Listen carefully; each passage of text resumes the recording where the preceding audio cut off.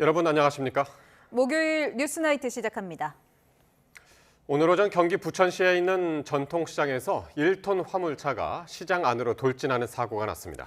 갑작스레 달려온 차량에 치인 2명이 숨지고 19명이 중경상을 입었습니다. 먼저 김희영 기자가 보도합니다. 시장 상점 사이 좁은 통로로 화물차 한 대가 쏜살같이 달립니다. 매대가 엎어지고 시민들이 급히 몸을 피합니다. 화물차는 결국 사람들을 치고 상점을 들이받고 나서야 멈춰섰습니다.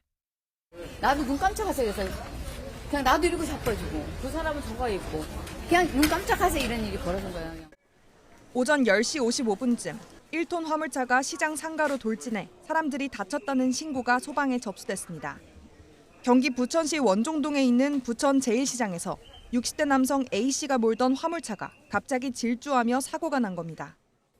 사고 현장입니다. 당시 화물차는 이곳에서부터 150m가량을 빠른 속도로 돌진한 것으로 조사됐습니다. 순식간에 벌어진 사고로 60대와 70대인 여성 2명이 숨지고 9명이 중상을 입는 등 20여 명의 사상자가 발생했습니다.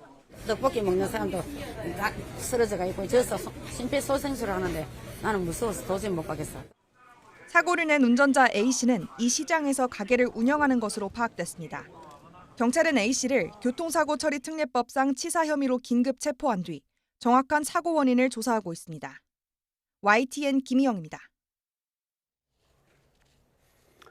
시장에서 화물차 사고가 났을 당시 CCTV 영상에는 차량이 잠깐 뒤로 후진했다가 갑자기 앞으로 돌진하는 모습이 담겼습니다. 운전자가 모야모야병이라는 뇌혈관 희귀 질환을 앓고 있는 사실도 확인됐는데 경찰은 페달 5 조작 가능성을 높게 보고 있습니다. 이어서 양동훈 기자입니다. 분주한 생선가게 서 있는 1톤 화물차가 천천히 앞뒤로 움직입니다. 갑자기 빠르게 후진해 뒤에 있던 시민이 놀라는 장면이 보이는데 화물차는 곧장 앞으로 돌진하기 시작합니다. 돌발 상황에 주변에 있던 시민들도 돌아보는 가운데 화물차는 매대를 치고도 그대로 내달립니다.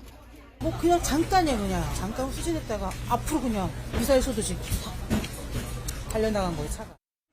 사고 직후 운전자인 60대 남성 A씨는 주변 상인들에게 급발진이 의심된다고 말한 것으로 파악됐습니다.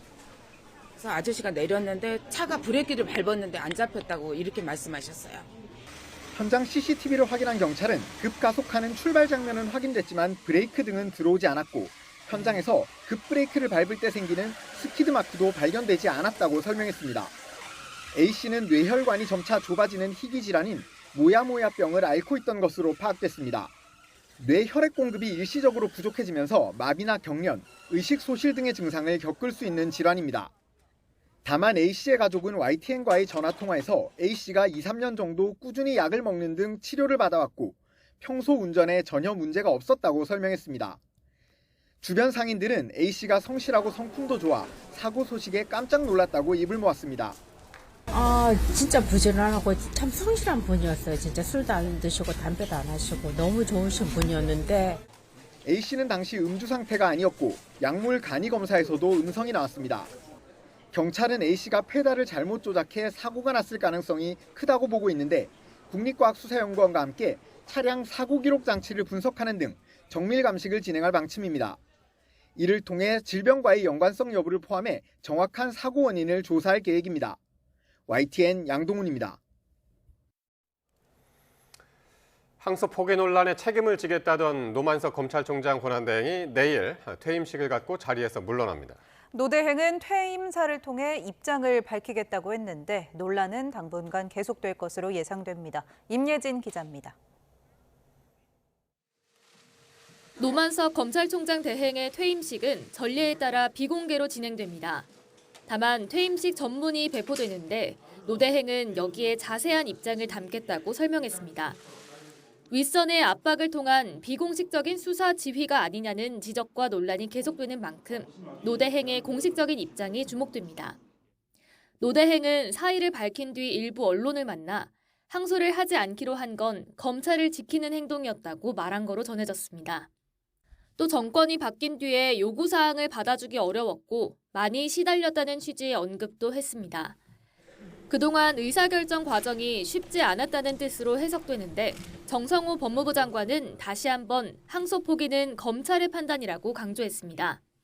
검찰이 과거에 오래된 관행이 있습니다. 사실은 대개 이렇게 장관이나 위에서 신중히 판단하라고 했을 때 일반적으로 뭐 어떤 본인들이 추단을 해갖고 판단한 것 같은데 노대행이 자리에서 물러나면서 검찰은 초유의 총장 대행의 대행 체제로 접어듭니다. 정부가 조만간 대검 차장 자리를 채우기 위한 원포인트 인사를 낼 거라는 전망이 나오는 가운데 구자현 서울고검장과 송강 광주고검장, 이종혁 부산고검장까지 새 고검장이 물망에 오르고 있습니다. YTN 임혜진입니다. 대장동 사건 항소 포기를 두고 여야 갈등은 최고조로 치닫고 있습니다. 여당은 검란의 마지막 발악을 단죄하겠다고 벼르고 야당은 권력형 사법 개입이라면서 나란히 법안 발의에 나섰습니다. 김다연 기자가 보도합니다. 더불어민주당이 피켓을 들고 조작, 표적 기소를 규탄했습니다. 정치부정, 집단횡령, 정치검사 징계하라! 징계하라! 징계하라! 징계하라! 민주당은 피해자 코스프레를 하는 검사들이 나중에 변호사로 개업해 떼돈 버는 일이 없도록 숨통 조이기에 본격적으로 나섰습니다. 법무부 장관은 조직 해임, 징계 회부, 인사조치 등 가능한 합법적인 모든 수단을 검사들 반발은 명백한 국기문란이라며 검찰도 다른 공무원처럼 파면까지 가능하도록 법을 바꿔 기강을 잡겠다고 으름장을 놨습니다. 검찰개혁을 막기 위해 마지막까지 발악하는 정치검사들을 이번에는 반드시 단죄하겠습니다. 국민의힘은 이재명 대통령을 겨냥해 히틀러, 조폭 등 수위 높은 발언을 쏟아내며 위법한 항소 포기야말로 국기문란이라고 맞받았습니다. 3년만 감옥에 있다가 나오면 된다고 들었다는 대장동 피고인의 녹취를 거론하며 재판 외압에서 사면 거래로 전선을 넓혔습니다. 대통령의 고유 권한인 사면권마저도 자기의 재판을 없애기 위해서 공범들의 입을 틀어막는 거래 수단으로 이번 항소 포기를 이 대통령의 재판을 모두 없애기 위한 빌드업이자 권력형 사법 개입으로 규정하며 아주 예외적인 경우에만 가능한 공소 취소를 아예 불가하게 만들겠다고 입법 경쟁에 뛰어들었습니다. 검찰이 법무부나 대통령실의 하명에 따라 공소를 취소하는 것을 제도적으로 차단하고자 합니다. 항소 포기는 여당의 검찰 개혁, 야당의 정권 심판론과 맞닿아 있는 만큼 전국 주도권을 놓치지 않기 위한 여야의 입도 점점 거칠어지는 모습입니다. YTN 김다연입니다. 오늘 수능일이었죠. 올해 수능은 지난해와 비슷하거나 조금 어려운 수준인 것으로 분석됐습니다. 다만 전 영역에서 변별력을 가진 몇몇 문항이 지난해보다 다소 까다롭게 출제되면서 수험생들의 체감 난이도를 높인 것으로 예상됩니다. 염혜원 기자입니다. 그동안 쌓아왔던 실력을 오롯이 쏟아붓고 나온 학생들. 지난해나 올해 모의평가와 비교해 올해 수능이 조금 더 어렵게 느껴졌다는 반응이 많습니다. 생각보다 국어가 많이 어려웠어요. 생각보다? 항상 국어 점수가 잘 나왔는데 이번에 국어 조금 점수가 많이 안 나올 수도 있다? 현직 교사들의 총평도 비슷합니다.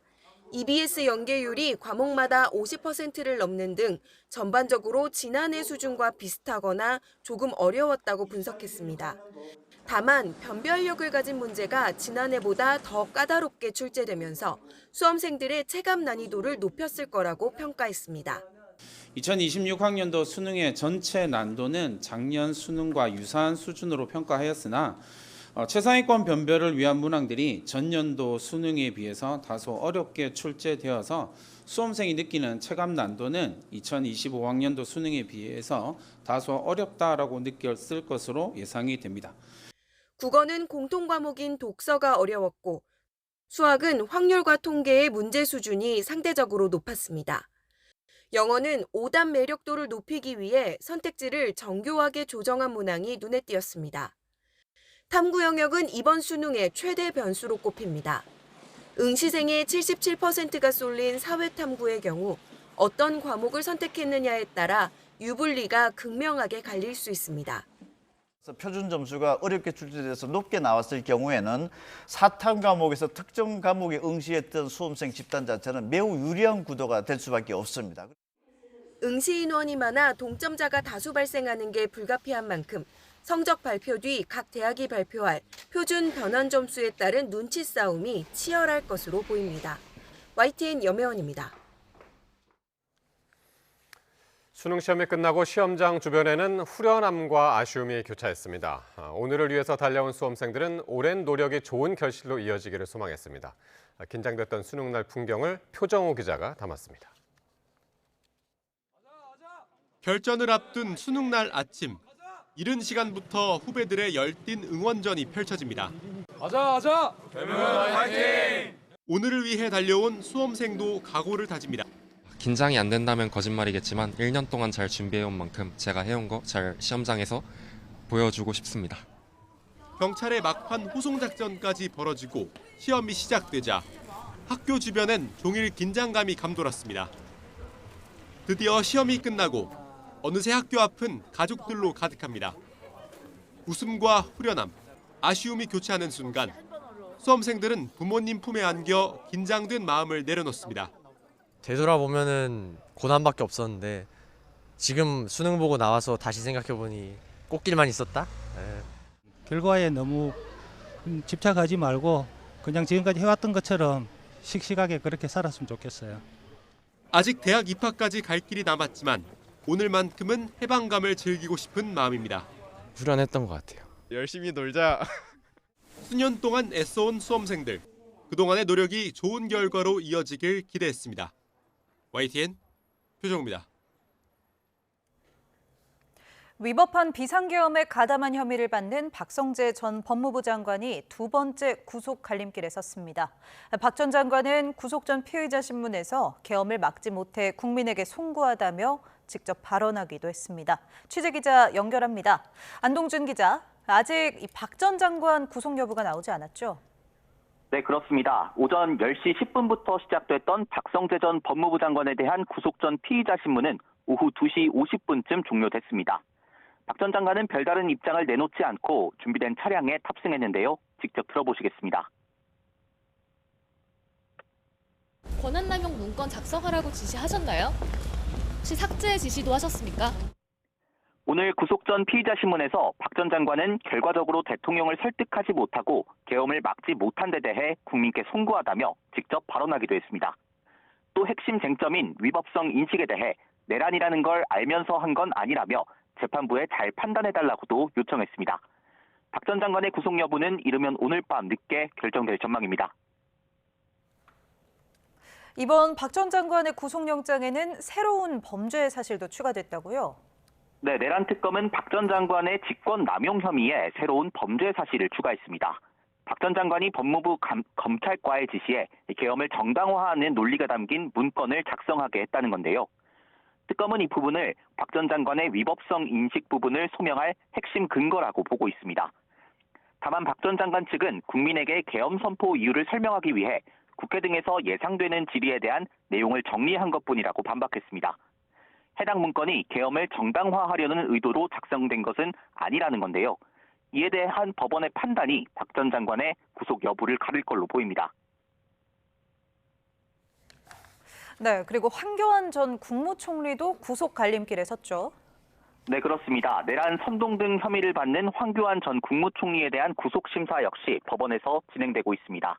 황 전 총리는 지난해 12월 비상계엄 선포 직후 자신의 SNS에 게시글을 올려 내란을 선동한 혐의를 받습니다. 나라를 망가뜨린 종북 주사파 세력을 척결해야 한다거나 우원식 국회의장과 한동훈 당시 국민의힘 대표를 체포하라고 적은 건데요. 특검은 황 전 총리의 오랜 검사 생활과 법무부 장관, 국무총리 경력 등을 고려하면 말과 행동의 파급력이 일반인들과는 다르다며 혐의가 가볍지 않다고 보고 있습니다. 황 전 총리는 또 특검의 체포영장 집행 당시 직무 수행을 방해하고 수사를 방해한 혐의도 함께 받고 있습니다. 지금까지 사회부에서 YTN 안동준입니다. 공직자들의 12.3 비상계엄 가담 여부 조사를 위한 정부의 TF 구성을 두고 정치권 후폭풍이 이어지고 있습니다. 더불어민주당은 확실한 헌법 질서 회복 목적이라고 강조한 반면 국민의힘은 동료를 고발해 색출하는 인민재판이라고 비판했습니다. 박희재 기자입니다. 내년 예산안 의결을 위해 열린 국회 성평등가족위원회. 공직자들이 비상계엄에 관여했는지 조사하는 헌법 존중 TF를 두고 여야가 충돌했습니다. 대통령이 하신 말씀과 같이 지금 저희가 민주주의 회복의 한 일환으로 이 TF가 구성되어 그것이 진행되는 것이지. 내 마음에 드는 공직자는 증명하고 내 마음에 안 드는 공직자는 잘라내겠다. 선언이랑 다를 바가 뭐가 있습니까? 내란에 가담했는데 불법에 가담했는데 승진한다면 안에서 다 알아요. 점검하자라고 하는 취지라고 보시면 될 것 같습니다. TF를 사상검증으로 규정한 국민의힘. 같은 기관 동료 간의 무고와 인신공격이 난무할 거라며 인민재판으로 규정했습니다. 여기에 계엄 전후 10개월이라는 기간, 업무용 PC와 개인 휴대전화라는 조사 범위도 문제 삼았습니다. 동료가 동료를 아오지 탄광에 보내는 5호 담당자와 인민재판이 시작되었습니다. 이제 대한민국은 제명인의 가족이 되어야만 살아남는 동물농장이 되었습니다. 민주당은 반박했습니다. 헌법 질서 회복을 위해선 불가피한 조치고 적법 절차에 어긋나는 조사는 없을 거라고 TF 구성에 힘을 실었습니다. 동시에 국민의힘이 자신들의 헌법 파괴 범죄를 은폐하기 위해 공포 정치로 매도한다고 역공을 폈습니다. 질서 차원에서 그 옥석을 분명히 가리자는 것에 불과한 것이기 때문에 사상 검증이 이루어질 것처럼은 걱정은 애초에 하지 않아도 되는 문제라고 생각을 합니다. 냉랭한 여야 분위기 속에 비쟁점 민생 법안을 처리하기 위해 열린 본회의도 고성으로 얼룩졌습니다. 김윤덕 국토부 장관의 불참에 대장동 사건 항소 포기 관련 설전까지 겹치면서 난타전이 벌어진 겁니다.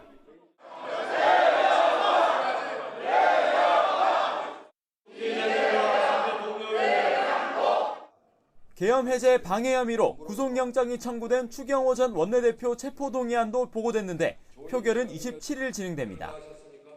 지방선거를 앞두고 민심 선점을 위한 치열한 기싸움을 이어가는 여야. 계엄 관여 공직자 조사와 추경호 전 원내대표 체포동의안 표결 등 비상계엄을 고리로 한 여론전도 더 격화할 것으로 보입니다. YTN 박희재입니다. 국방부가 최근 10년 사이 가장 많은 20명을 중장으로 진급시키는 대규모 장성 인사를 단행했습니다. 12.3 비상계엄에 연루돼 공석이었던 신임 특전사령관은 학사 출신 박성재 특전사령관 직무대리가 발탁됐고 수도방위사령관은 육사 출신 어창준 합동참모본부 전작권 전환 추진단장이 진급보직될 예정입니다. 국방부는 12.3 비상계엄 사태를 극복하고 국민의 군대를 재건하기 위해 인적 쇄신에 집중했고 이에 따라 14명의 진급자 가운데 비육사 출신이 5명에 이르는 등 사관학교 출신 중심의 인사 편중 현상을 완화했다고 설명했습니다. 서울 25개구 전역과 경기 12곳을 전례 없는 대출과 거래 규제로 묶은 11호 부동산 대책이 시행 한 달을 앞두고 있습니다. 서울의 경우 아파트 거래가 77%가량 감소한 가운데 가격은 40주째 오름세를 이어갔습니다. 박기환 기자입니다. 역대급 초고강도 규제로 불리는 11호 대책 이후 한 달 동안 서울 아파트 거래량은 77% 넘게 급감했습니다. 영등포구와 광진구 등 갭 투자 수요가 높은 지역의 거래량은 90% 안팎으로 크게 줄었고 재건축 호재가 컸던 성남 분당구와 수정구도 비슷한 감소폭을 보였습니다. 반면 송파구가 2.9%, 서초구가 7% 거래가 주는 등 기존 고강도 규제 대상이었던 강남 3구와 용산구 모두 충격이 덜했습니다. 서울 아파트값은 40주 연속 오름세가 이어졌습니다. 이번 달 둘째 주 지난 10일 기준 서울 아파트값은 한 주 전보다 0.17% 올라 오름폭이 4주째 둔화됐습니다. 하지만 송파구가 0.47% 오르는 등 집값 상승세를 견인했던 한강벨트와 강남 3구 등지는 다시 상승폭을 키우거나 유지했습니다. 경기 지역에서는 성남 분당이 0.58%, 과천이 0.4% 올랐습니다. 한 주 전 풍선 효과가 우려됐던 구리와 화성 등은 이번 주 오름폭이 줄었습니다. 가격이 떨어지기보다는 거래량만 줄어드는 고온 현상이 나타나고 있는데요. 짧게는 한 3개월에서 길게는 한 6개월 정도 이어지지 않을까 생각이 됩니다. 서울 아파트 전세 가격은 0.15% 올라 한 주 전과 같은 오름세를 보였습니다. 이런 사이 노후 아파트 재건축을 목전에 두고 있던 서울 노원구의 경우 이번 규제로 재건축 추진에 제약이 생겼습니다. 3중 규제, 미리 규제라는 반발이 이어지고 있는 가운데 서울 집값마저 오름세가 잡히지 않는다면 규제 동력을 유지할 수 있을지 미지수입니다. YTN 박변입니다. 이 부동산 정책 엇박자 논란 속 김윤덕 국토교통부 장관과 오세훈 서울시장이 서울 주택 공급 확대 방안 등을 논의했습니다. 국토부와 서울시는 주택 공급 문제를 다룰 국장급 수시 소통 채널을 만들기로 했습니다. 최두희 기자가 현장을 다녀왔습니다. 정부의 11호 부동산 대책 발표 직후부터 대립각을 세웠던 국토교통부와 서울시. 그랬던 기관의 수장들끼리 11호 대책 발표 이후 처음으로 만나 서울 중구의 식당에서 비공개 오찬을 가졌습니다. 주택 공급의 속도를 내기 위해 국토부와 서울시 간 국장급 수시 소통 채널을 개설하기로 의견을 모았습니다. 앞으로 우리 국장급으로 수시로 소통할 수 있는 채널을 만들었습니다.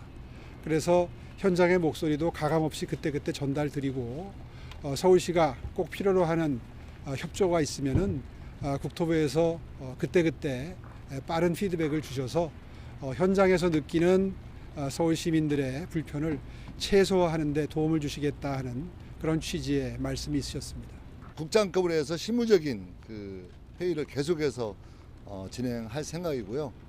우리 시장님 관저가 너무 좋다고 해서 제가 꼭 찾아가기로 했습니다. 그래서 시장님 관저에서도 만나고 또 수시로 연락하고 만나서 김인덕 국토부 장관은 또 서울시와 국토부가 부동산 안정을 위해 뛰겠다는 것이 결론이라고도 강조했습니다. 다만 11호 대책으로 전역이 토지거래 허가구역으로 지정된 서울시 일부 지역 규제 완화 등에 대한 절충점은 찾지 못한 것으로 보입니다. 약간의 말씀이 있었지만 좀 구체적으로 논의된 건 없고요. 전체적인 상황에 대해서 의견을 나누는 그런 식으로 대화를 진행했습니다. 서울 내 그린벨트 해제 가능성에 대해서도 별다른 언급은 없었고 서울시가 정비사업 인허가권을 자치구에 이양해야 한다는 여당 주장에 대해 오세훈 서울시장이 난색을 표하기도 했습니다. 규모가 크고 작은 걸 떠나서 자치구로 인허가권이 이양이 된다 그러면 아마 시장에서 상당한 혼란이 있는 순간이 다가올 겁니다. 서울 집값 안정이라는 목표에는 큰 틀에서 공감했지만 각자가 추구하는 방향성에서는 이견이 여전한 만큼 국토부와 서울시가 앞으로 절충점을 찾을 수 있을지 주목됩니다. YTN 최두입니다.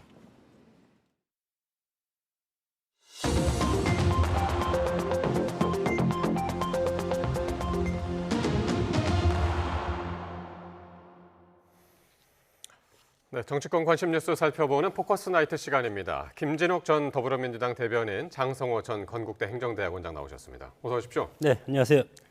안녕하십니까? 자, 검찰의 항소 포기를 두고 오늘도 정치권에서는 공방이 이어졌습니다. 특히 내년도 예산안에 대한 이틀째 심사가 열린 국회 예결위에서는 정성호 장관을 상대로 여야 의원들의 질의가 이어졌는데요. 먼저 보고 오겠습니다. 검찰총장 직무대행이 이걸 오해할 여지는 없었을까요? 검찰이 과거에 오래된 관행이 있습니다. 사실은 대개 이렇게 장관이나 위에서 신중히 판단하라고 했을 때 일반적으로 뭐 어떤 본인들이 추단을 해갖고 판단한 것 같은데 저는 가능한 한 제가 법무장관 취임 이후에 검찰 자체의 판단은 존중하려고 해왔습니다. 네. 황교안 법무부 장관의 국정원 댓글 사건 수사팀에 대한 직접적으로 장관이 이야기는 안 해도 그거는 당연히 외압이다라는 취지로 말씀하신 적이 있습니다. 이 사건도 어쨌든 뭐 무죄 부분도 있고 하기 때문에 신중한 검토를 저는 원론적으로 얘기했고. 네, 역시 핵심 쟁점은 정성호 장관의 신중히 판단하라는 말에 대한 외압 논란이었습니다. 정 장관은 자신의 한 말을 검찰이 추단한 것이라고 이야기를 했는데, 그러니까 미루어 짐작했다는 거죠. 예, 그렇습니다. 어떻게 들으셨습니까? 정성호 장관은 이번 그 검찰의 항소를 자제한 부분이 처음에 얘기가 나왔을 때부터 입장을 사실 변한 건 없다고 보입니다. 정성호 장관은 미루어 짐작하지 말고 그렇게 판단을 했을 거는 검찰이 했는지는 모르겠습니다만 지금 정성호 장관은 신중하게 검토해라라는 그 단 한마디를 한 것이 전부이고, 이것을 외압이다라고 얘기하거나 또는 검찰이 이것을 최종적으로 판단한 것에 대한 어떤 그 정성호 장관의 영향력이 있었다, 이렇게 얘기하기는 좀 어려운 부분이 있습니다.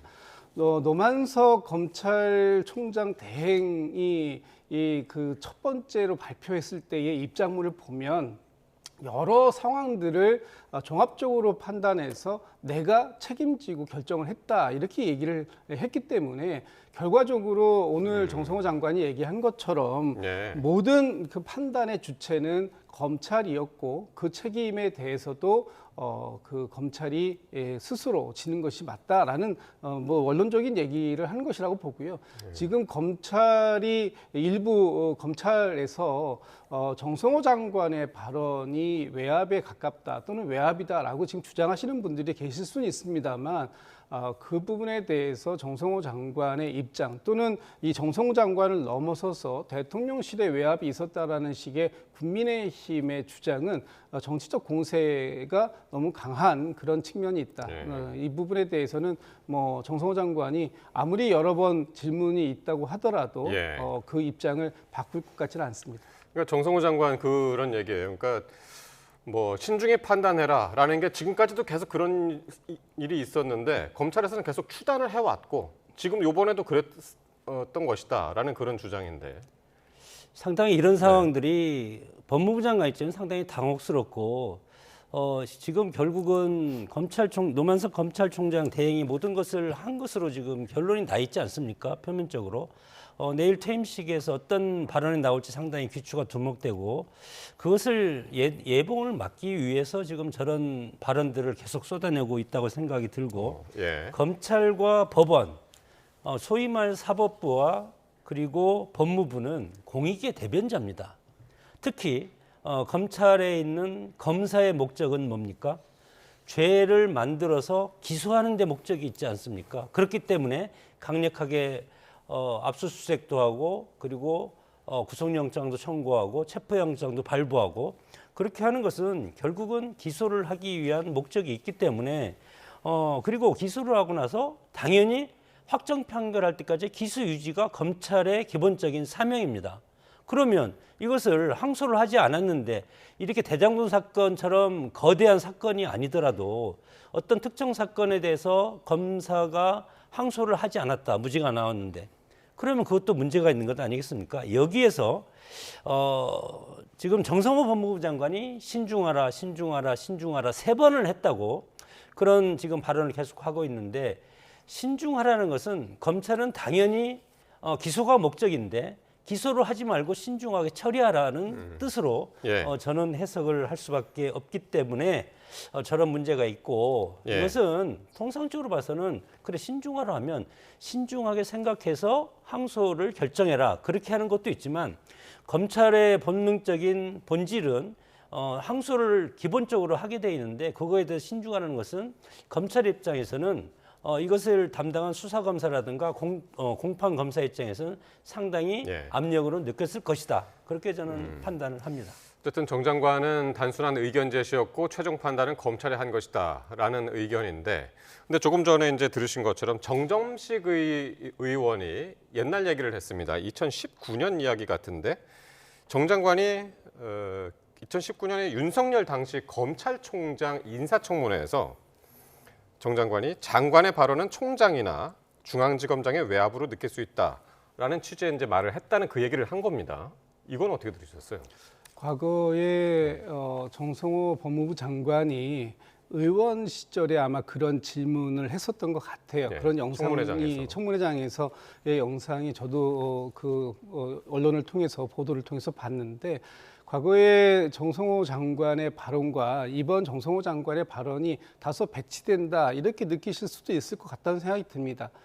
그런데 정성호 장관이 법무부 장관에 취임한 이후로 본인이 개별 사건에 대해서 수사 지휘를 하지 않겠다라는 원칙을 몇 차례 밝힌 바도 있다고 하고, 또 이번에도 상당히 신중하게 검토하라고 하는 것들에 대해서 검찰 스스로가 과거의 어떤 관행에서 벗어나지 못한 것 아니냐 이렇게 정성호 장관이 판단하고 얘기했다라는 것도 있을 수 있다 이런 부분을 말씀드리고요.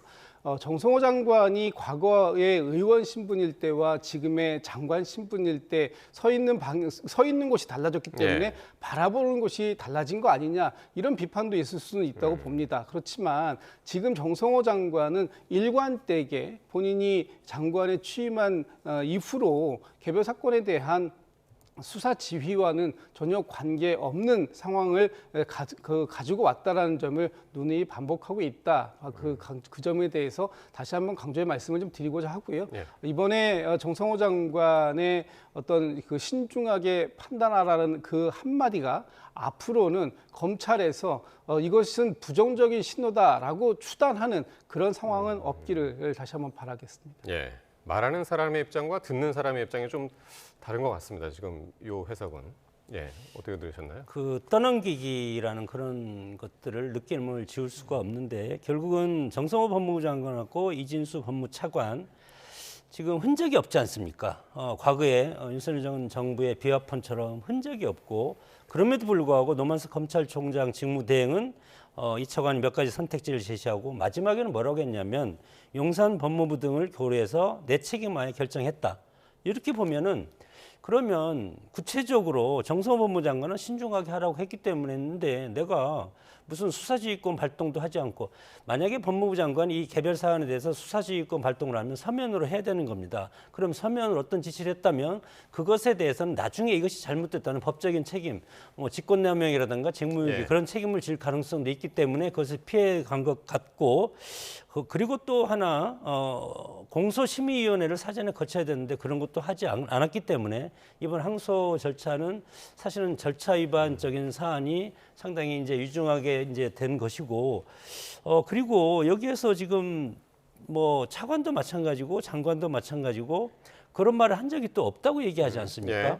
그렇기 때문에 결국은 노만석 검찰총장 대행이 그동안 해왔던 여러 가지 뉘앙스 본인이 검찰을 살려야 한다는 생각으로 항소 포기 지휘를 했다.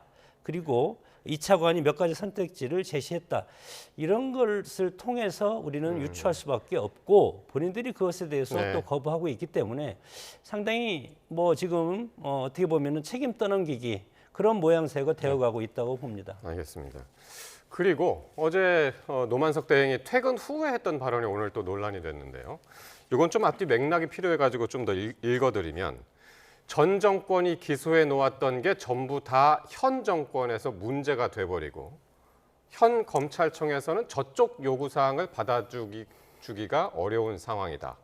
저쪽에서 지우려고 하고 우리는 지울 수 없는 상황이다. 이 발언이 해석의 여지가 이제 너무 많아가지고 그러니까 저쪽은 누구를 가리키는 것이며 뭘 지우려고 했던 것이냐. 이 해석이 상당히 분분하더군요. 어떻게 보셨습니까? 저는 노만석 권한대행께서 언론 인터뷰에서 이런 말씀을 하셨다고 들었습니다. 떠나는 사람은 할 말이 없다. 원래 말없이 조용히 떠나는 것이다. 이렇게 말씀을 하셨다고 하면서도 너무 많은 말씀을 하신 것이 아닌가 예. 이런 생각이 듭니다. 이쪽 저쪽이라는 표현을 쓰셨다고 하는데 정말 검찰이 법과 원칙에 따라서 수사를 했다면 과연 이쪽 저쪽이라는 표현이 왜 나올 수 있을까요? 그런 표현이 과연 가당한 표현인가? 왜 방향이 중요한가라는 저는 그런 생각을 갖지 않을 수 없고 그런 말씀들을 하시기 때문에 여전히 검찰이 정권에 따라서 수사의 방향이 바뀌는 거 아니냐. 그래서 정치 검찰이라는 비판을 듣는 거 아니냐. 저는 이런 말씀을 좀 드려야 되겠습니다. 네. 저쪽이라는 것은 지금 노만석 검찰총장 권한 대행 이것은 대검 차장이지 않습니까? 지금 사실은 실질적으로는 차장이 지난번 심우정 검찰총장이 사퇴를 4개월 전에 해서 지금 검찰총장 대행을 맡고 있는데 좀 전에 제가 말씀드렸지만 검찰과 검사의 기본적인 목적은 기소입니다.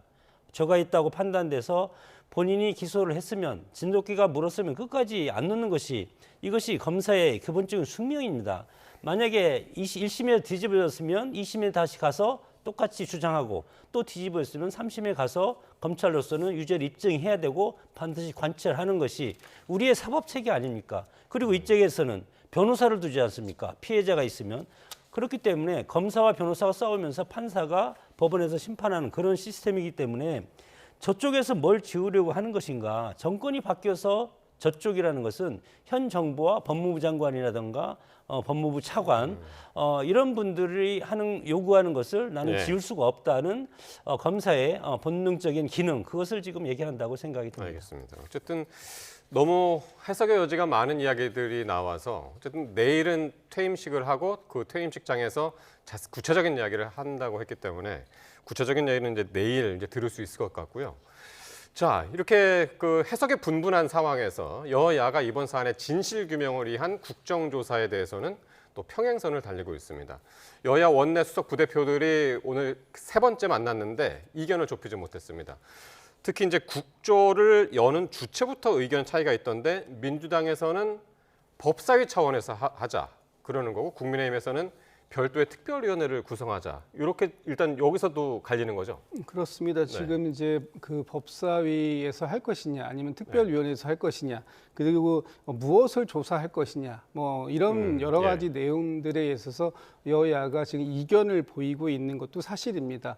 그런데 국민의힘에서 정말 국정조사를 할 의지가 있다면 법사위에서 하는 것 또는 특별위원회에서 하는 것 그것이 왜 그렇게 문제가 될 것이며 또 지금 이 민주당에서 주장하는 것처럼 검찰의 어떤 그 조작 기소가 있었는지 항명이 있었는지 이런 부분들을 포함해서 조사하는 것이 왜 문제가 될지 잘 모르겠습니다.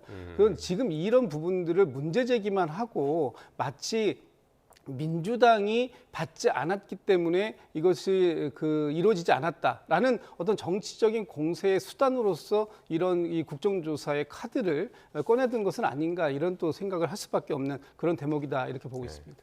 국민의힘에서는 추미애 위원장을 좀 껄끄러워하는 거 아닌가요? 어떻게 법사위에서 만약에 어떤 안건이 나오면 법사위에서 표결을 하면 국민의힘이 할 수 있는 게 아무것도 없습니다. 그리고 지금까지 나경원 의원이 간사를 선임해달라고 해도 그것도 안 해주고 있고 이미 일사부질이라고 해서 다시는 그거 뭐 간사할 생각하지 말라고 하고 있고 그렇기 때문에 법사위에서 추미애 위원장이 위원장으로 있는 한 국민의힘에서 원하는 그런 어떤 국정조사 성격의 그런 것들을 달성할 수 없다고 애초에 얘기를 할 수밖에 없는 것이고 특별위를 구성한다면 그래도 특별위의 위원장은 추미애 법사위원장이 아니고 다른 분이 맡을 가능성이 크지 않겠습니까?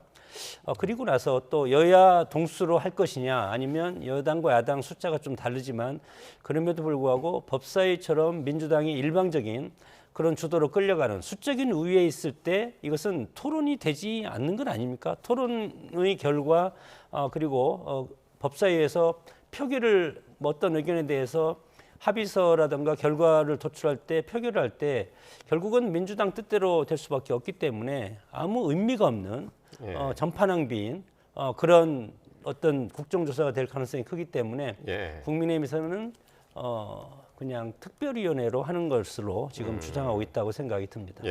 그리고 조사 대상에 있어서는 민주당에서는 검찰의 조작 기소 그리고 항명 그리고 항소 자제 했던 것들을 지금 다루자고 하고 있고요.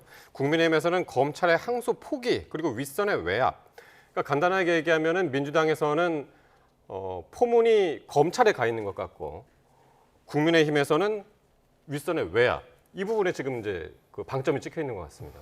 그래서 지금 좀 전에 말씀 주셨습니다만 저는 뭐 법사위나 특별위원회를 구성하는 거 그 부분에 있어서 큰 차이가 또 없다고 봅니다. 어떤 특별위원회를 만약에 구성한다고 하더라도 이 지금 인원 구성이나 이런 부분들에 있어서 교섭단체의 어떤 크기에 비례해서 구성해 왔던 것들이 그동안의 관례입니다. 그리고 그 과정 속에서 이 내용들에 있어서도 저희는 항소를 자제하는 것이었다라고 말씀드리고 있고 국민의힘에서는 항소를 포기하는 것이다 이렇게 얘기하고 있기 때문에 사실상 같은 내용을 다루자라는 거하고 뭐 큰 차이는 없다고 봅니다. 다만 이번에 이 항소를 검찰이 하지 않게 된 배경에 있어서 그러면 이 전체적으로 외압이 있다라고 얘기하시지만 저희가 볼 때에는 이 어떤 이 검찰이 이 과정 1차 수사팀과의 의견, 2차 수사팀과의 의견이 다른 부분도 있었고 그 과정 속에서 일부 지금 증언에 의하면 남욱 씨라든가 이런 분들이 다른 재판이긴 합니다만 거기에서 이와 관련된 증언들이 상당히 다른 이 검찰의 외압적인 부분에 대한 증언도 나오고 있으니까 그런 모든 부분들을 종합적으로 검토해보자, 다뤄보자라고 얘기하시는데 그 부분에 대해서 지금 합의가 이루어지지 않고 있기 때문에 이것이 일방적으로 민주당이 그 지향하는 방향과 국민의힘의 방향이 다르기 때문에 그 합의가 이루어지지 않고 있다라고만 말씀하실 건 아닌 것 같습니다. 그럼 수사부터 외압까지 전부 다 다루면 되는 거 아닌가요? 아니 오늘 사실은 수능 날인데 수능할 때 수험생들이 문제를 잘 읽어야 되지 않습니까? 지금 문제 터진 게 뭡니까? 지금 항소 포기 때문에 터지고 그 7천억 가지의 어떤 공익을 성남시가 가질 공익을 지금 민간업자들이 다 가져가게 된 그런 사태에 대해서 우리가 규명하고자 하는 건데 그 전부터 하자는 것은 본말이 전도되고 일단 이거 먼저 하는 것이 원칙이지 않습니까? 그렇기 때문에 중요한 것은 이번 항소 포기의 원인을 국민들이 중요하고 그리고 궁금해하니까 이거에 대해서 여당과 야당이 국민을 대신해서 이거에 대해서 규명을 해달라. 그런 것이 저는 뭐 국민의힘이지만 국민의힘 편을 드는 것이 아니고 시험 문제가 그렇게 문제 해결을 하기 위해서 나왔는데 그럼 그 문제를 해결하는 것은 항소 포기의 원인 그것이 어디에 있는지 그것을 규명하는 것이 저는 우선이라고 생각이 듭니다. 자, 이런 가운데 민주당은 만약 의견이 좁혀지지 않으면 민주당이 독자적으로 국정조사 요구서를 제출한다는 입장입니다. 김병기 원내대표 말 들어보시겠습니다. 오늘 의원총회에서 의원님들의 총의를 모아 진실 규명을 위한 국정조사 요구서를 조만간 이번 주 내에 제출하도록 하겠습니다. 오늘 제가 직접 검사징계법을 대체할 법률안을 대표 발의하겠습니다. 검찰개혁을 막기 위해 마지막까지 발악하는 정치검사들을 이번에는 반드시 단죄하겠습니다. 시한을 이번 주 내라고 해서 근데 내일 금요일까지 국정조사 합의가 이루어질 수 있을지 모르겠습니다. 뭐 열심히 저희 입장을 설명하고 합의를 이루기 위해서 노력을 하겠습니다만 뭐 일단 시한을 이번 주까지로 정했습니다만 국민의힘에서 어떤 입장을 갖느냐에 따라서 내일 중으로 합의가 될 수도 있고요. 아니면 이번 주 이후로 합의가 연기될 수도 있습니다. 늦어질 수도 있습니다만 저희가 어쨌든 이번 이 검찰의 항소를 자제하게 된 이 상황에 대해서 뭔가 국민들께서 궁금해하시는 게 있다, 그리고 의혹이 있다라고 한다면 그 부분에 대해서는 얼마든지 밝힐 준비가 되어 있다 이런 말씀드립니다. 어떻게 보세요? 글쎄요, 지금 본말이 전도되고 물타기, 소위 말해서 물타기라고 생각이 드는데 어떤 사안을 하기 위해서 그거보다 다른 것을 던지는 거 아니겠어요? 이것이 이제 프로파간다의 일종이라고 저는 생각이 드는데 국민들의 관심을 원래 지금은 항소 포기에 대한 이거에 대한 외압과 관련해서 지금 수사 외압, 뭐 최상병 수사에서 국민들이 외압에 대해서 상당히 예민하게 생각하고 있지 않습니까? 그렇기 때문에 국민의힘에서도 이 외압이라는 단어를 꺼내서 폭발력 있게 던진 겁니다. 그렇기 때문에 민주당 입장에서는 이 외압이라는 단어에 경기를 하면서 이 외압보다는 그 근본적인 이 수사를 하게 된 근본적인 것을 먼저 파헤치고 그리고 나서 또 검사 해임 판면을 가능하게 하는 이렇게 해서 다른 것을 던짐으로써 이 본말을 전도시켜서 이것을 원래 어떤 이슈를 희석시키는 그런 전략이 숨어 있다. 그렇게 뭐 해석할 수밖에 없습니다. 내일은 국정조사와 관련해서 여야가 어떻게 합의를 할지 또 노만석 대행의 퇴임식에서 또 어떤 이야기가 나올지 이걸 이제 주의 깊게 봐야 될 것 같고요. 자, 내란 선동 혐의를 받고 있는 황교안 전 총리의 구속 심사가 지금 진행 중입니다. 체포부터 또 영장 청구, 영장 심사까지 속도감 있게 진행되는 듯한데 영장 발부 가능성 어떻게 보십니까? 글쎄 이 부분에 대해서 영장 발부까지 갈 수 있을지 이 부분은 조금 더 지켜봐야 될 필요가 있을 것 같습니다. 네. 지금 내란 선동 혐의를 가지고 지금 이제 그 영장을 청구하고 한다라는 것인데 예. 과연 SNS에다가 글을 쓰고 했던 것들에 대해서 정말 그것이 내란을 선동하는 혐의까지 이를 수 있게끔 하는 다른 또 그 물증까지 특검에서 제시를 할 수 있을지 이 부분 좀 봐야 될 것 같고요. 예. 뭐 그 지금 이 황교안 전 총리가 이번에 이제 체포가 되게 된 것은 그동안 이 황교안 전 총리를 상대로 해서 3번의 출석을 요구했고 조사를 하겠다라고 했음에도 불구하고 그 조사에 전혀 응하지 않았기 때문에 1차적으로는 체포해서 조사를 목적으로 한 것인데 그 조사 이후에 어떤 구속 기소 뭐 이런 부분들에 대한 판단을 어떻게 할 것인지 하는 부분에 대해서는 좀 지켜봐야 될 필요가 있을 것 같은데요.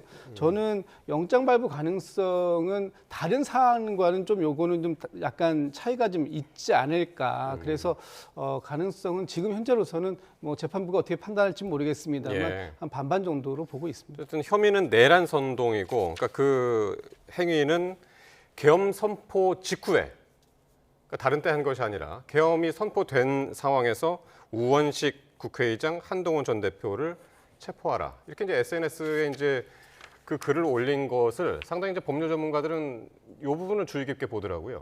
글쎄요, 저는 뭐 법률가는 아니지만 제가 네. 상식적으로 생각을 할 때 만약에 12.3 비상계엄이 내란이다.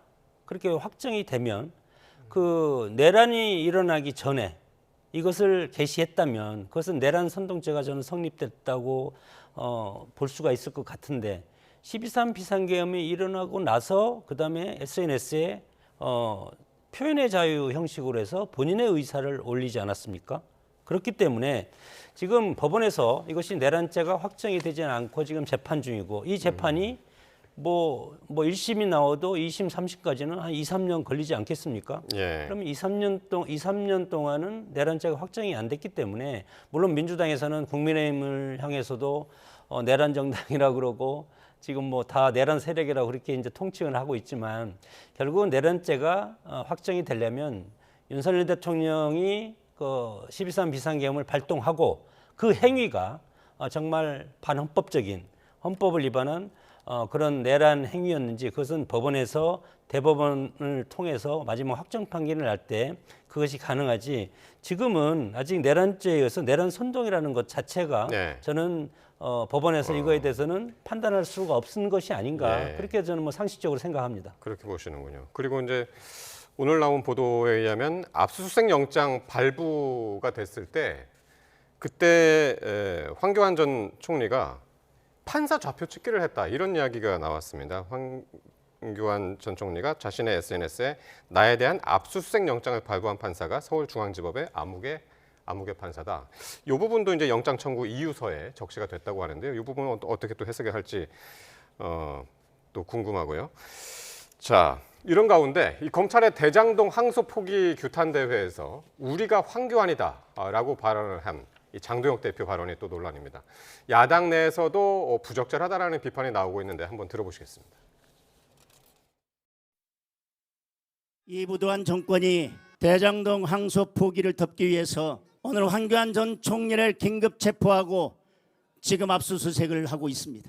여러분, 전쟁입니다. 우리가 황교안입니다. 뭉쳐서 싸웁시다.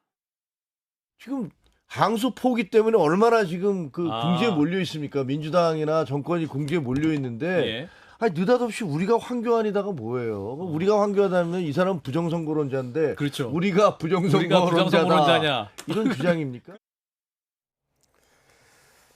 예, 우리가 황교안이다 이 발언을 두고 당 안팎에서 이제 비판이 나오고 있는데 아무리 그래도 이제 하지 말았어야 했던 발언 아니냐 이런 비판입니다. 어떻게 보셨습니까? 저는 지금 오늘 이제 어제 장동혁 대표의 이 발언이 지금 장동혁 대표의 국민의힘의 정체성과 맞닿아가는 거 아닌가 이렇게 판단할 수밖에 없을 것 같습니다. 장동혁 대표가 얼마 전에 윤석열 전 대통령을 면회했습니다. 그리고 윤석열 전 대통령이 다 뭔가 그 뜻이 있어서 한 것, 그 비상계엄까지 한 것이다. 뭐 그것은 뭐 그 이런 표현들까지 썼는데 그걸 넘어서서 이제는 황교안 전 총리마저도 우리가 황교안이다 이렇게 얘기를 하면 이제 국민의힘은 윤석열 전 대통령의 윤어게인과 절연하는 것이 아니라 오히려 그 품 안으로 깊숙하게 들어가는 것이 아닌가 그런 모습들이 보여지고 있기 때문에 지금 국민의힘의 어떤 이 정부를 향한 어떤 투쟁 공격 이런 것들이 전혀 타격감을 갖지 못하게 하는 것이다라는 국민의힘 내부에서의 자성의 목소리까지 나오고 있는 이런 상황이다라고 보여지고요.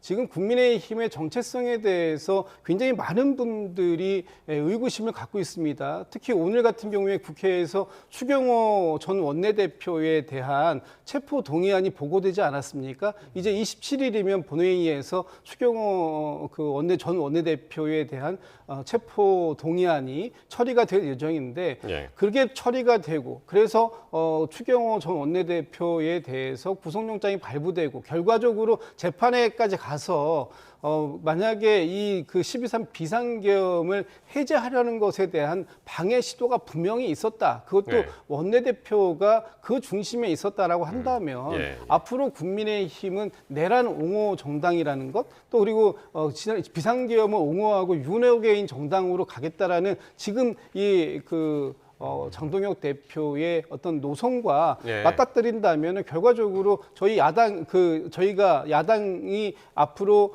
그 정당 해산 절차에 대한 마일리지를 차곡차곡 쌓고 있다라고 비판하고 있는 이것과 달라지지 않는다. 그런 부분에 대해서 좀 분명한 입장 정리가 필요한데 도대체 국민의힘의 입장은 무엇인지 좀 명확하게 좀 밝혀주셨으면 좋겠습니다. 이렇게 이제 민주당은 물론이고 당 내에서도 이렇게 비판이 쏟아지니까 장동혁 대표가 오늘 해명을 했습니다. 오늘 비공개 의원총회에서 이 발언이 즉흥적으로 나왔던 게 아니라 이거 전략적으로 했던 메시지다라고 했습니다.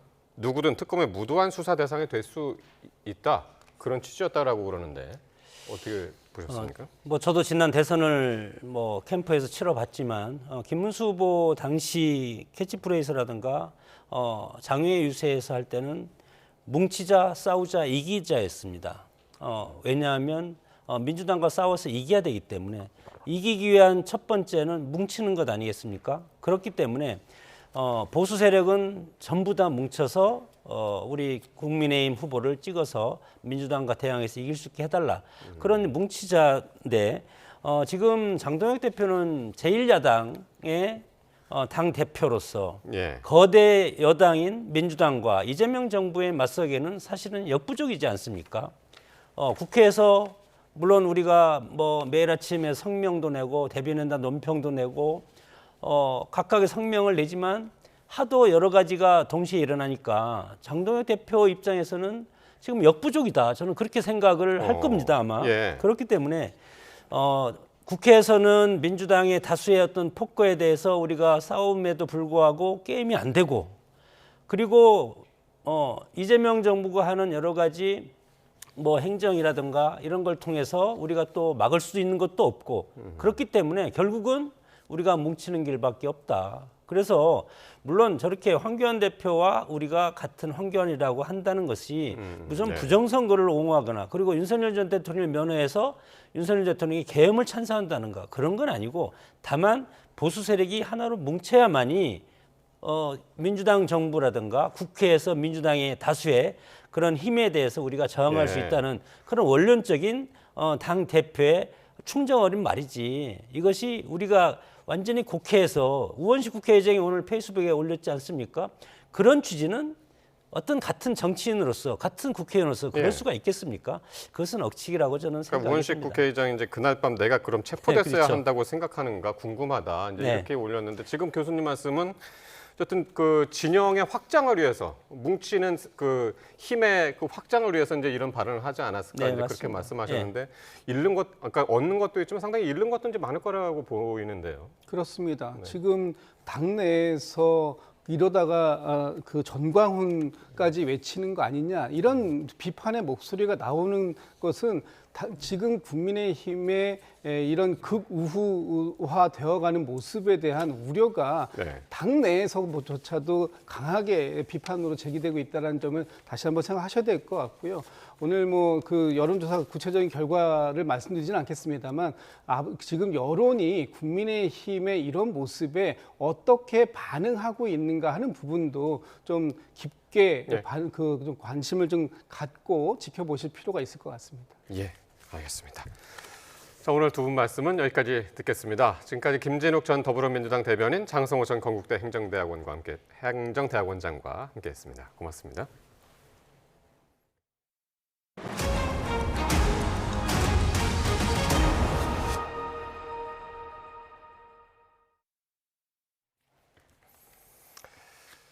네, 이 주식 투자 열풍에 빚을 내서 투자하는 빚투 규모가 사상 최대치를 기록하면서 이 가계대출도 덩달아 뛰어올랐습니다. 지난달에만 5조 원 가까이 증가했는데 주택담보대출 오름세가 둔화한 사이 신용대출이 크게 늘었습니다. 보도에 손효정 기자입니다. 지난달 금융권 가계대출은 한 달 사이 4조 8천억 원 늘었습니다. 9월 증가폭 1조 1천억 원에 4배가 넘는 수준입니다. 그동안 가계대출 폭등을 이끌었던 주택담보대출의 기세는 한풀 꺾인 반면 신용대출을 포함한 기타 대출 상승세가 두드러졌습니다. 주담대 증가폭은 3조 2천억 원, 대출 규제가 발표되기 전인 6월의 절반 수준에 그쳤습니다. 반면 석 달째 감소했던 기타 대출은 1조 6천억 원이나 급증하며 오름세로 돌아섰습니다. 은행권만 따로 떼어봐도 지난달 기타 대출은 1조 4천억 원 늘어나 2021년 7월 이후 4년 3개월 만에 증가폭이 가장 컸습니다. 최근 코스피 불장에 빚을 내 투자에 나서는 이른바 B2가 늘면서 특히 신용대출 규모가 커졌습니다. 10.15 대책 전 주택 매매 수요도 영향을 미쳤습니다. 국내 주식 투자 자금이 일부 조달되고 또 추가 부동산 대책을 앞둔 주택거래 선수요가 있었으며 또한 장기 연휴에 따른 자금 수요 등이 맞물린 결과로 해석됩니다. 반면 전세자금 수요가 줄고 6.27 대책 이후 주택 거래도 감소하면서 주담대 상승세는 약해졌습니다. 금융당국도 가계부채 점검 회의를 열고 지난달 가계대출 증가가 부동산 시장에 미치는 영향은 제한적이라고 평가했습니다. 다만 10.15 규제 직전 막판 거래와 계절적 요인이 맞물리며 연말 주담대가 다시 늘 수 있어 추이를 지켜봐야 한다고 당부했습니다. YTN 손효정입니다.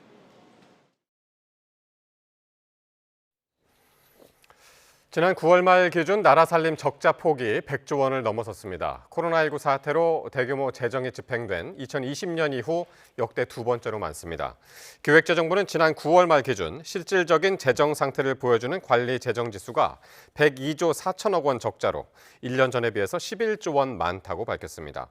기재부는 9월에는 주요 세입 일정이 없고 1, 2차 추경 집행이 늘어난 영향이라며 10월에 개선돼 연말에 예산상 관리 재정 수지 적자 규모로 수렴할 것으로 전망했습니다. 정부가 내년 공동주택 공시가격 현실화율을 69%로 동결하기로 했습니다. 문재인 정부가 추진한 공시가격 현실화 로드맵을 사실상 무력화했던 윤석열 정부 조치를 그대로 따른 셈입니다. 공동주택 시세 대비 현실화율은 4년 연속 69%가 적용되며 토지와 단독주택 역시 4년째 각각 65.5%와 53.6% 수준으로 동결되고 올해 시세 변동만 공시가격에 반영될 예정입니다. 이재명 대통령이 갈수록 떨어지는 잠재 성장률을 되살리기 위해 과감한 구조개혁에 나서기로 했습니다. 금융과 연금, 노동 등 6대 핵심 분야의 대수술을 예고했습니다. 강진원 기자의 보도입니다. 이재명 대통령은 현재 대한민국에 주어진 최대 과제 중 하나로 잠재 성장률 반등을 꼽았습니다. 새로운 성장의 길을 열기 위해선 반드시 이 문제를 풀어야 한다는 겁니다. 우리 대한민국이 당면한 최대의 과제는 여러 가지가 있긴 한데 정부가 바뀔 때마다 하락하는 잠재 성장률을 반등시키는 것입니다. 실제로 지난 2000년 경제협력개발기구, OECD 기준으로 5.4%가 넘었던 한국의 잠재 성장률은 2010년엔 3.7%대로 떨어졌습니다. 이후에도 계속 하락해 올해는 1.9%대가 됐습니다. 한 나라의 경제가 물가 상승 압력 없이 달성할 수 있는 최대의 성장 속도, 즉 경제의 기초 체력과도 같은 잠재 성장률에 경고등이 켜졌다는 의미입니다. 이 대통령은 혈관에 찌꺼기가 쌓이면 좋은 영양분을 섭취해도 건강이 좋아지지 않는다며 대대적인 구조개혁의 필요성을 강조했습니다.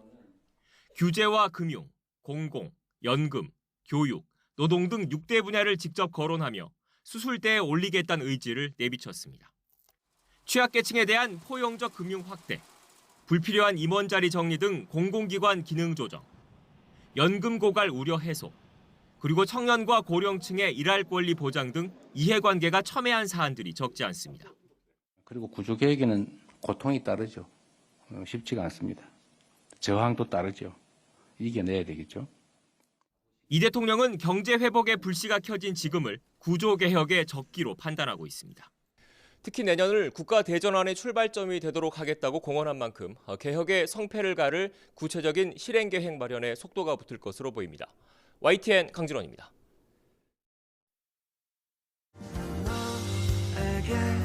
전해주고 싶어 사소한 말일 뿐이지만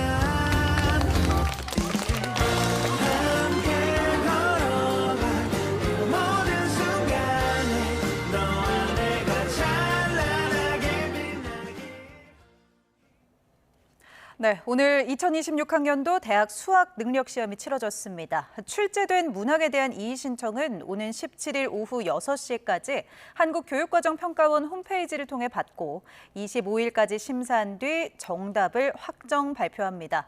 수능 성적 통지표는 다음 달 5일 수험생에게 배부될 예정입니다. 각 대학은 이번 주말부터 수시 전형 논술고사와 면접을 시작해 다음 달 초까지 진행한 뒤 다음 달 12일까지 합격자를 발표하고 다음 달 29일부터는 정시 전형이 시작됩니다. 올해 수능 한파 없는 비교적 포근한 날씨 속에 이렇게 마무리됐습니다. 전국 각지에서 긴장과 설렘 속 때로는 희비가 엇갈리기도 한 수능 현장 이모저모 살펴봅니다. 먼저 올해도 펼쳐진 경찰의 수송 특급 작전을 빼놓을 수 없죠. 고속도로에서 갑작스러운 사고로 발이 묶인 수험생을 순찰차가 50km 거리를 35분 만에 달리며 시험장까지 무사히 데려다 주기도 했는데요.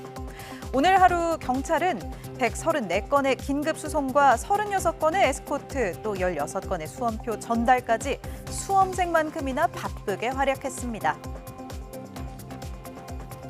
수시에 이미 합격한 후련한 마음이었을까요? 내년을 기약하는 안타까운 발걸음이었을까요?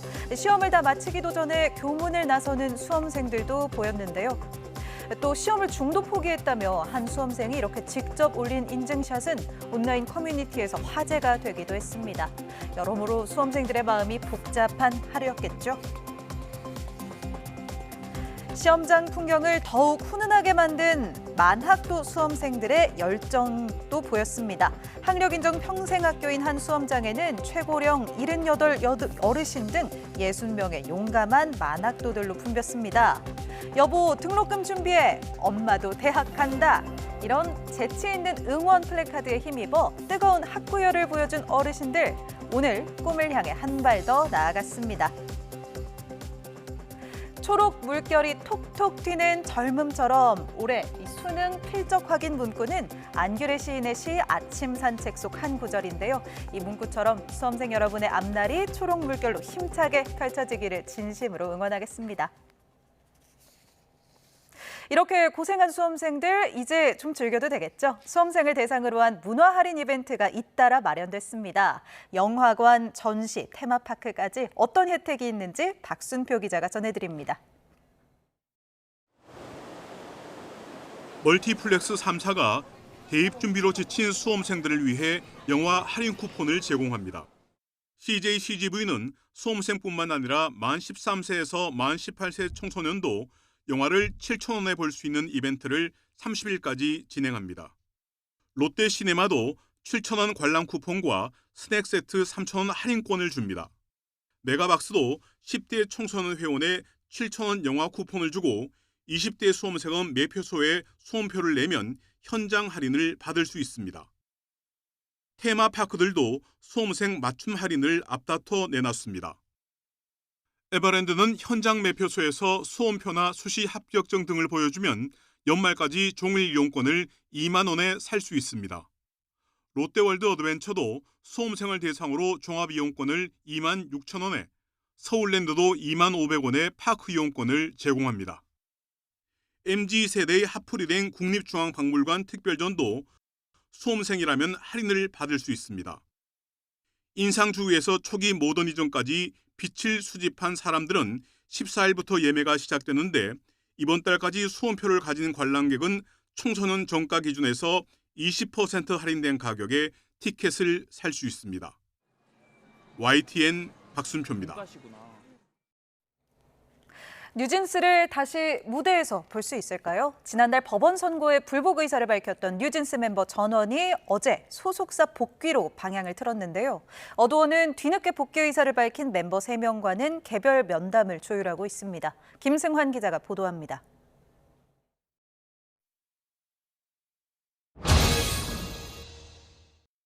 뉴진스 멤버들은 지난달 법원 선고 뒤 2주가 채 안 돼 당초 방침을 바꿨습니다. 멤버들의 유리한 새 증거가 나오지 않는 한 법원 판단이 달라질 가능성은 크지 않고 활동을 거부한 기간에 대해 어도어가 손해배상을 청구할 경우 상당한 책임을 떠안게 될 수 있습니다. 법적 다툼이 길어지면 커리어에 상처를 입고 여론도 예전만큼 우호적이지만은 않다는 점도 고려된 걸로 보입니다. 복귀 소식이 나온 시점은 항소 마감 시한을 하루 앞둔 때였습니다. 선고 직후 즉각 항소 방침을 밝힌 것과 달리 실제로는 항소장을 내지 않다가 마감 직전에야 멤버들이 두 그룹으로 갈려 복귀 의사를 전한 겁니다. 해린 헤이는 회사와 조율을 거쳐 입장을 정리해 발표했지만 민지, 한이, 다니엘은 협의 없이 복귀를 사실상 일방 통보했습니다. 지난 11일 멤버 4명과 만났던 어두원은 복귀 의사를 뒤늦게 밝힌 멤버 3명과 개별 면담 일정을 조율 중입니다. 어두원은 멤버들 복귀에 대비해 정규 앨범 발매를 포함한 향후 활동 준비를 마친 상태라고 밝혔습니다. 증권가에서는 멤버들이 내년 하반기쯤 돌아와 2027년부터 정상적인 활동 재개가 가능할 거라는 전망을 내놓고 있습니다.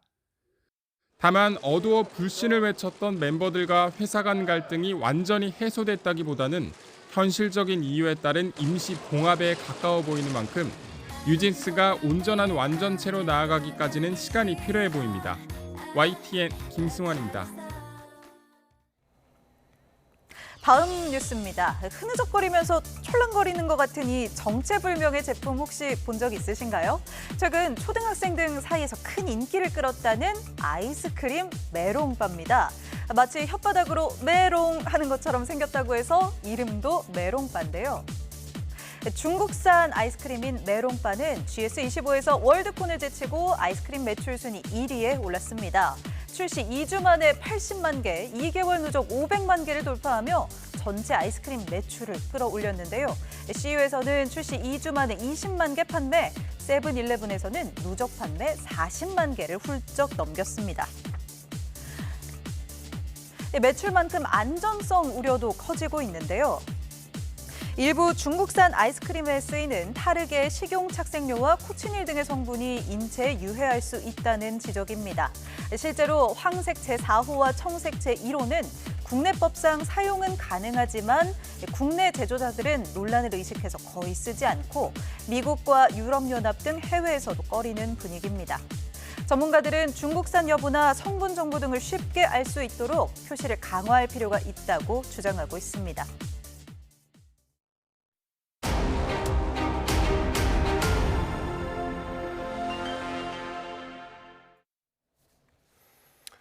네, 내년도 나라 살림 심사를 위한 국회 예산결산위원회가 오늘도 이 항소 포기를 둘러싼 외압 논란을 따지는 자리가 됐습니다.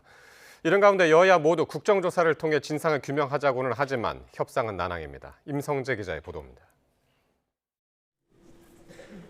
노만석 검찰총장 대행이 사퇴 뜻을 밝힌 다음 날 이틀 연속 국회에 출석한 정성호 법무부 장관은 외압설을 해명하는 데 대부분 시간을 썼습니다. 국민의힘은 법무장관과 검찰총장은 어떤 외압도 다 막아야 한다고 주문한 국회의원 정성호의 과거 소신을 상기시키며 총공세에 나섰습니다. 법과 원칙에 따른 수사를 당부하셨던 분이 바로 여기 앉아 계시는 정성호 법무부 장관님이십니다. 저는 뭐 지금도 늘 그런 얘기를 하고 있습니다. 민주당은 이런 정 장관에게 발언 취지를 차분히 설명할 기회를 주며 엄호 기조를 유지했습니다. 장관님께서 신중히 검토하라 이 지시 외에 다른 지시가 있었습니까? 제가 어떤 뭘 명령이 아니라 명령보다도 어떤 판단의 문제라고 저는 생각했었습니다. 검찰 자체 판단입니다. 최종. 대장동 사건 전반이든 항소 포기에서 촉발된 외압 의혹이든 여야는 국정조사로 진상규명을 하자고 의견을 모으는 분위기입니다.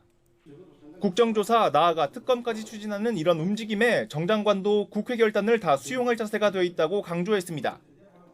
여야 원내 지도부는 또 만났지만 민주당은 법사위 차원의 국정조사를, 국민의힘은 별도의 국회 특별위원회를 꾸려야 한다는 입장이라 평행선을 달렸습니다.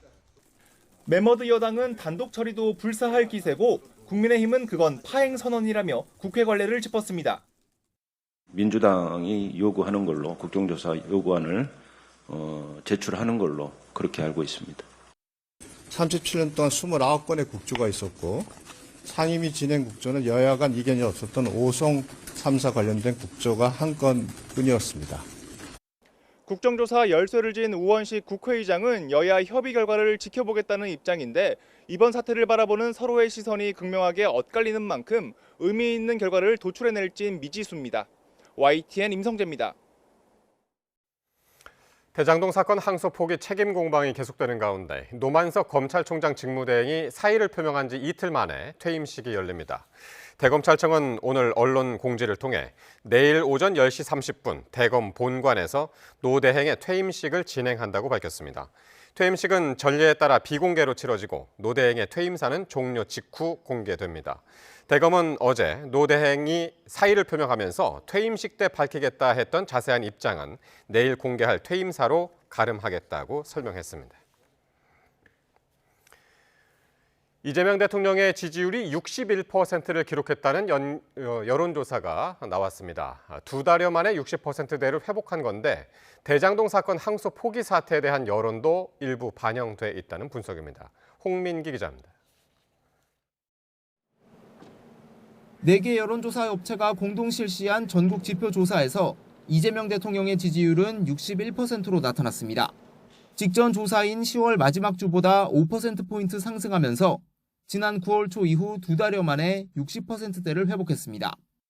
조사 기간은 11월 10일부터 10일까지 사흘간으로 경주 에이펙 정상회의와 한미, 한중 정상회담에서 거둔 외교 성과가 지지율 반등을 이끈 것으로 보입니다. 특히 이번 조사는 대장동 사건 1심 재판에서 검찰이 항소를 포기한 지난 7일 이후 진행돼 그에 따른 민심 흐름에도 관심이 쏠렸습니다. 해당 사안에 대한 의견을 직접 묻지는 않았지만 국정 지지율에도 여론이 일정 부분 반영된 것으로 보인다는 게 조사기관의 분석입니다. 여론의 특성상 이 이슈에 즉각적으로 반응하는 게 아니라 시차를 두고 반응하기 때문에 일부는 반영이 됐을 거고요. 다만 이번 사안이 국정 지지율에 미친 영향은 현재로선 제한적이라는 해석도 나옵니다. 대통령실이 외압설에 대해 공식 입장을 내놓지 않는 등 반응을 자제하면서 여야 갈등 혹은 여당과 검찰 일각의 대립구도에서 한 발 떨어져 있는 상황이라는 겁니다. 이 대통령을 겨냥해 공세 수위를 높이고 있는 야당의 지지율은 오히려 하락세로 돌아섰습니다. 다만 항소 포기 사태의 여파나 대미 협상 팩트시트 공개 등 국정 지지율에 영향을 줄 수 있는 변수들은 여전히 남아있다는 평가입니다. YTN 홍민기입니다. 윤석열 전 대통령 재판의 증인으로 나온 홍장원 전 국가정보원 1차장이 계엄 당일 싹 다 잡아들이라는 지시를 들었었다는 증언 내용을 재확인했습니다. 홍 전 차장은 오늘 열린 윤 전 대통령 내란 우두머리 혐의 오후 재판에 출석해 계엄 당일 윤 전 대통령이 자신에게 전화해 싹 다 잡아들여서 이번에 싹 다 정리하라, 방첩사령부를 무조건 지원하라고 강하게 말했었다고 증언했습니다. 또 이어진 여인형 당시 국군 방첩사령관과 통화에서 당시 더불어민주당 대표였던 이재명 대통령, 한동훈 전 국민의힘 대표, 우원식 국회의장 등 체포 명단을 전해 들었었다고 말했습니다. 윤 전 대통령 측은 홍 전 차장이 당시 체포 명단을 받아 적은 메모와 관련해서 많은 부분을 홍 전 차장 보좌관이 작성했다며 증거 채택의 이의를 제기했습니다. 민중기 특별검사팀은 김건희 씨에게 로저비비의 가방을 선물한 국민의힘 김기현 의원의 배우자에 대해 정당법과 청탁금지법 위반 혐의로 조사할 가능성을 내비쳤습니다. 특검 관계자는 정례 브리핑에서 다만 아직 구체적인 소환 계획이 있는 것은 아니라며 이같이 밝혔습니다. 또 지난주 기소한 통일교 교인들의 통일교 집단 가입 재판에서 특검이 확보한 로저비비의 가방을 증거로 사용할 예정이라는 취지로 설명했습니다. 아동 성폭행범 조두순이 지난달 무단 외출하기 4일 전 재택 감독 장치를 끄려고 시도했다가 추가 기소됐습니다. 최근에는 선망으로 추정되는 정신 이상 증세가 악화 중인 걸로 전해졌는데 검찰은 치료 감호도 청구한 상태입니다. 유서현 기자가 단독 보도합니다. 2020년 출소해 경기도 안산에 살고 있는 아동 성범죄자 조두순이 전자장치 부착법 위반 혐의로 또 재판에 넘겨졌습니다. YTN 취재 결과 조두순은 지난달 6일 재택 감독 장치의 콘센트를 빼고 차단기를 내리는 등 작동을 멈추려고 시도한 거로 파악됐습니다. 하지만 미수에 그쳤는데 장치가 내부 배터리로 비상 작동했고 보호관찰소도 이를 알고 제지에 나선 겁니다. 검찰 관계자는 재택 감독 장치에 강제력이 가해지면 보호관찰소에 신호가 간다며 이에 따라 조치가 가능했다고 설명했습니다. 조두순은 이로부터 나흘 뒤인 지난달 10일 오전 8시쯤 거주지 외출 제한 명령을 위반한 혐의도 받습니다. 조두순의 무단 이탈은 이번이 처음이 아닙니다. 재작년 12월 초에는 야간 외출 금지 명령을 위반한 혐의로 징역 3개월의 실형을 선고받았습니다. 이뿐 아니라 올해 3월부터 6월 초까지 초등학교 학교 시간에 4차례 외출하고 한 차례 재택 감독 장치를 훼손한 혐의로도 지난 9월 기소됐습니다. 조두순은 선망으로 추정되는 정신 이상 증세가 더 심해지고 있는 것으로 전해졌는데 검찰은 법원에 치료 감호도 청구했습니다. 지난달 21일 추가 기소건은 기존 재판에 병합돼 오는 26일 첫 재판이 열립니다. 재판부는 선고와 함께 치료 감호 명령 여부도 함께 판단할 예정입니다. YTN 유서연입니다. 충북 괴산의 한 합기도장에서 공중제비를 돌던 9살 초등학생이 다쳐 하반신이 마비되는 사고가 발생했습니다. 당시 관장이 학생이 고통을 호소했는데도 병원으로 데려가지 않고 집으로 귀가시킨 것으로 알려졌습니다. 보도에 김기수 기자입니다. 합기도장 안에서 초등학생 한 명이 뒤로 공중제비를 시도합니다. 그러자 관장이 다가오더니 등을 밀어 몸을 돌려줍니다. 초등학생이 바닥에 착지하는 순간 엉덩이가 바닥에 부딪혔고 다리가 꺾이기도 합니다. 지난 5월 충북 괴산에 있는 합기도장에서 발생한 사고로 초등학생은 허리 등을 다쳐 하반신 마비 판정을 받았습니다. 학부모는 공중제비 이후 아이가 고통을 호소했는데도 관장이 별다른 조치를 하지 않았고 승합차에 태워 집으로 귀가시켰다고 말합니다. 다리에 힘이 없어서 주저앉았다라고 얘기했고 관장님이 그 아이를 업고 온 거죠. 그래서 그 상황에서. 그 업고 오는 과정에서 저희 집으로 오는 과정에서 제가 그때 발견을 한 거고 확인이 된 거예요. 학부모는 아이가 다리를 움직이지 못하는 것을 보고 곧바로 병원으로 데려갔지만 아이는 허리 신경 손상으로 하반신이 마비돼 현재 서울로 옮겨 치료를 받고 있습니다. 사고가 발생한 합기도장은 현재 폐업한 상태로 간판만 남아있는 상황입니다. 학부모의 고소장을 접수한 경찰은 50대 관장이 충분한 주의를 기울이지 않은 것으로 보고 있습니다. 하지만 경찰 조사에서 관장은 공중제비 중 발생한 사고와 하반신 마비의 인과관계가 명확하지 않다고 주장한 것으로 전해졌습니다. 이에 취재진이 당시 상황과 입장을 듣기 위해 관장에게 수차례 연락을 시도했지만 닿지 않았습니다. 경찰은 관장을 업무상 과실치상 혐의로 검찰에 불구속 송치했습니다. YTN 김기수입니다. 울산 화력발전소에서 붕괴 사고가 난 지 일주일이 지났지만 매몰자 한 명의 위치를 아직 찾지 못했습니다. 무거운 철제 구조물과 잔해가 복잡하게 얽혀 있어 수색과 구조 작업이 쉽지 않은 상황입니다. 김근우 기자입니다. 구조대원들이 종잇장처럼 구겨진 철골 사이로 길을 내려고 애씁니다. 중장비를 동원했지만 빽빽하게 엉킨 구조물 탓에 속도를 내지 못합니다. 24시간 수색에 나선 구조대원들을 가로막은 건 거대한 철골 잔해들이었습니다.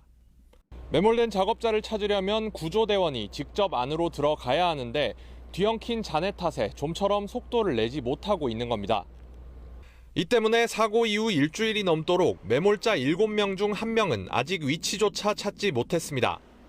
일부 매몰자는 사고 첫날 위치가 확인됐지만 잔해 때문에 수습에 며칠 더 걸리기도 했습니다. 구조대원 안전도 문제입니다. 취약한 상태인 만큼 언제 다시 건물이 무너질지도 알 수 없고 안에서는 철근이나 파이프가 수시로 떨어지는 등 작업 환경도 열악합니다.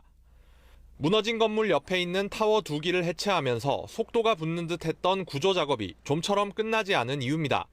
첫 커팅을 하는 과정에서 이제 이 부분 커팅해서 드러내면 그 부분이 또 뭐 공개가 될 우려가 있으니까 이런 이제 안전 조치라든지 이런 확인들 이런 것들을 하면서 이제 진행을 해야 되기 때문에 훨씬 어렵고 또 이제 더디게 진행될 수밖에 없다 뭐 이런 거죠. 숨진 작업자 유가족들은 협의체를 꾸리고 공동 발인을 비롯해 향후 대책을 함께 논의하기로 했습니다. YTN 김근우입니다. 원자력안전위원회가 2차례나 심의를 보류했던 고리원전 2호기의 수명을 연장하기로 했습니다. 오는 2033년까지 가동될 예정인데 설계 수명이 다한 다른 원전들의 가동 여부에도 관심이 쏠리고 있습니다. 임내솔 기자가 보도합니다. 지난 2023년 40년 설계 수명이 종료되면서 원자로 가동이 정지된 고리 2호기. 이후 원자력안전위원회는 계속 운전을 위한 안전성과 향후 이행 계획에 대한 검토에 들어갔습니다. 하지만 당초 지난 9월에 결론이 나야 할 계속 운전 안건은 2차례나 연기되면서 재가동 여부에 대한 의구심을 키웠습니다. 9월과 10월 회의에서는 3건의 신규 고시 제정, 사고관리 계획서 승인 등 다른 중요한 안건과 같이 심의가 진행되었기 때문에 계속운전 허가에 대한 심의에 투입할 수 있는 시간 자체가 적었습니다. 원안위는 우여곡절 끝에 이번 회의에서 계속 운전을 승인하면서 가동 정지 2년 반 만에 연장 운행이 결정됐습니다. 이에 따라 고리 2호기는 오는 2033년까지 가동될 예정입니다. 전문가들은 고리 2호기의 안전성에 문제가 없고 경제적인 측면에서도 신규로 원전을 건설하는 것보다 낫다는 입장입니다.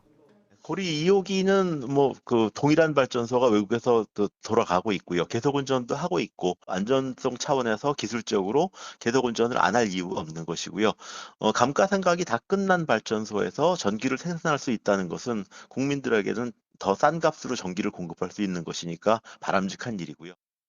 하지만 노후 원전은 정밀 점검과 보수를 위한 비용이 증가하고 사고 위험도 더 크다는 반대 목소리도 여전합니다. 원안위는 앞서 지난 6월에는 2017년부터 영구 정지된 고리 1호기에 대해 해체를 승인했습니다. 이번 결정은 한수원이 10개 원전에 대해 신청한 계속운전 심사의 첫 사례로 고리 3호기와 4호기 등 다른 원전에 대한 심사 결과도 주목됩니다. YTN 사이언스 임늘솔입니다.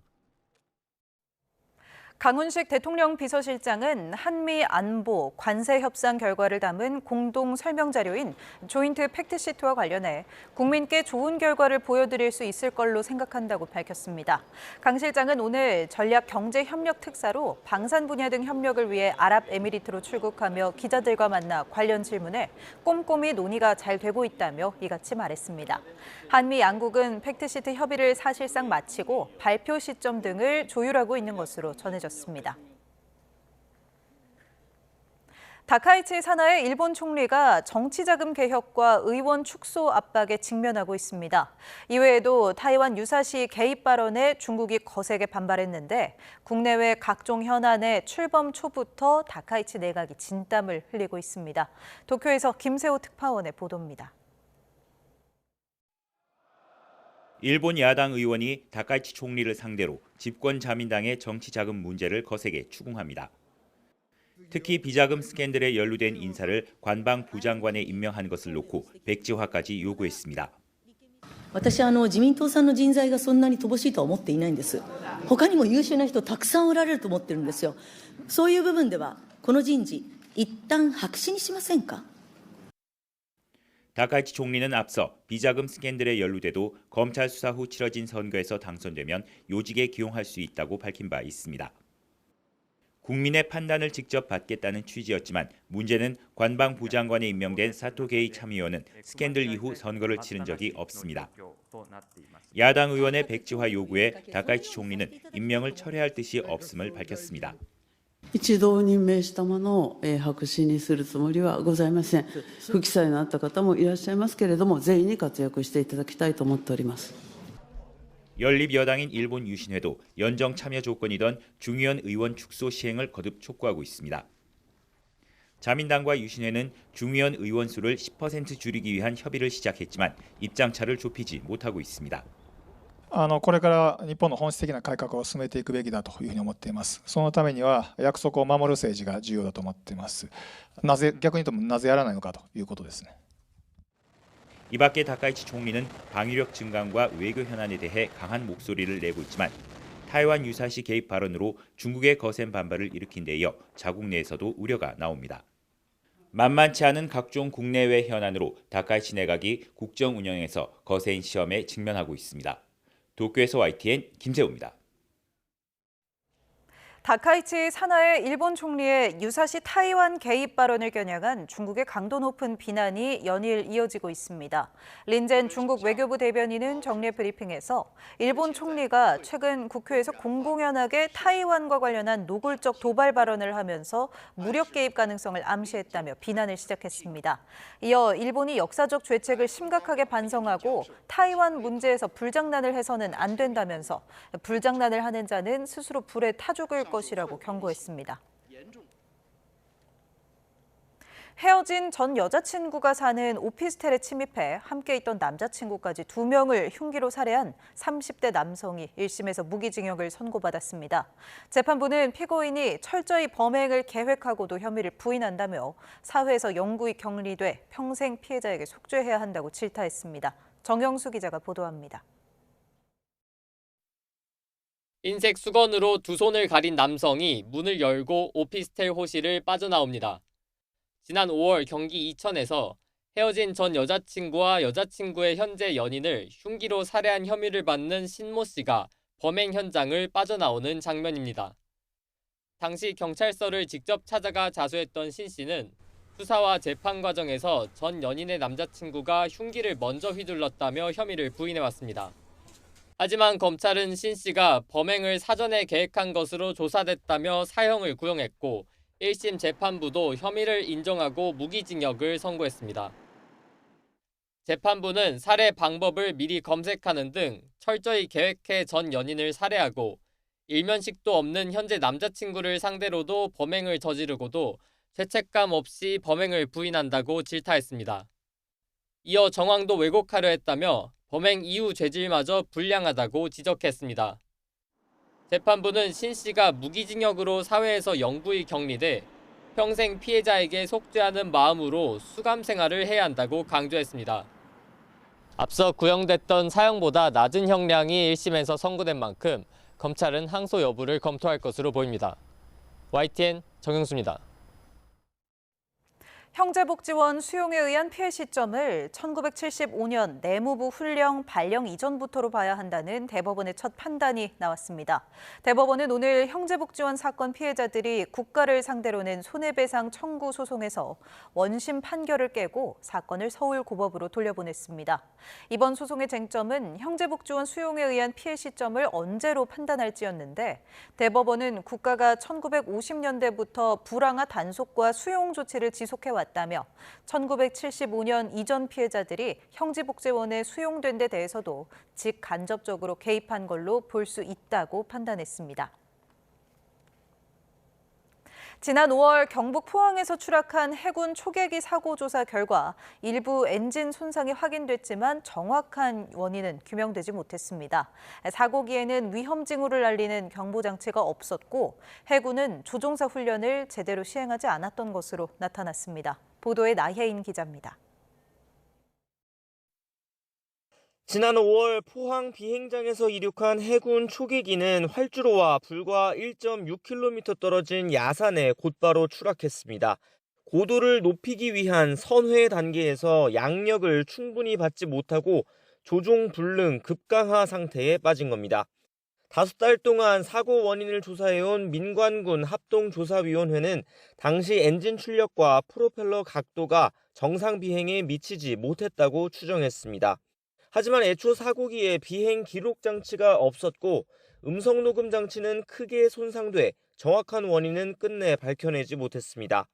좌측 1번 엔진에선 이물질에 의한 내부 손상이 확인됐지만 추락 직전까지 엔진 4개는 전부 작동했던 것으로 나타나 출력에 영향을 줬는지는 알 수 없다는 게 조사위 결론입니다. 조직적, 인적, 기술적 및 환경적 요인이 복합적으로 상호작용하여 발생하였고 사고 원인을 어느 하나로 특정하는 것은 제한되었습니다. 조사위는 다만 이물질로 인한 일부 엔진 손상이 조종사의 주의력을 방해했을 수는 있다고 판단했습니다.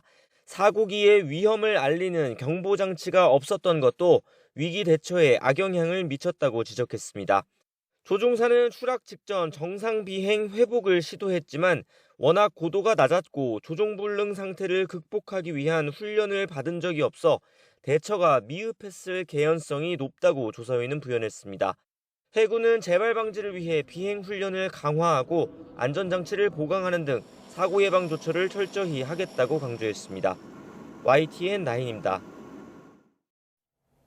캐대헌 열풍의 주인공 넷플릭스는 물론 시장의 후발주자인 디즈니 플러스까지 최근 글로벌 OTT 흥행을 이끄는 주역은 바로 K 콘텐츠입니다. 디즈니는 국제 행사에서 한국 작품이 진정성으로 세계를 울리고 있다고 강조하며 향후 예정작들을 대거 선보였습니다. 홍콩 현지에서 송재인 기자입니다. 디즈니 플러스가 향후 1년 동안 선보일 아시아 태평양 지역 작품들을 공개하는 자리.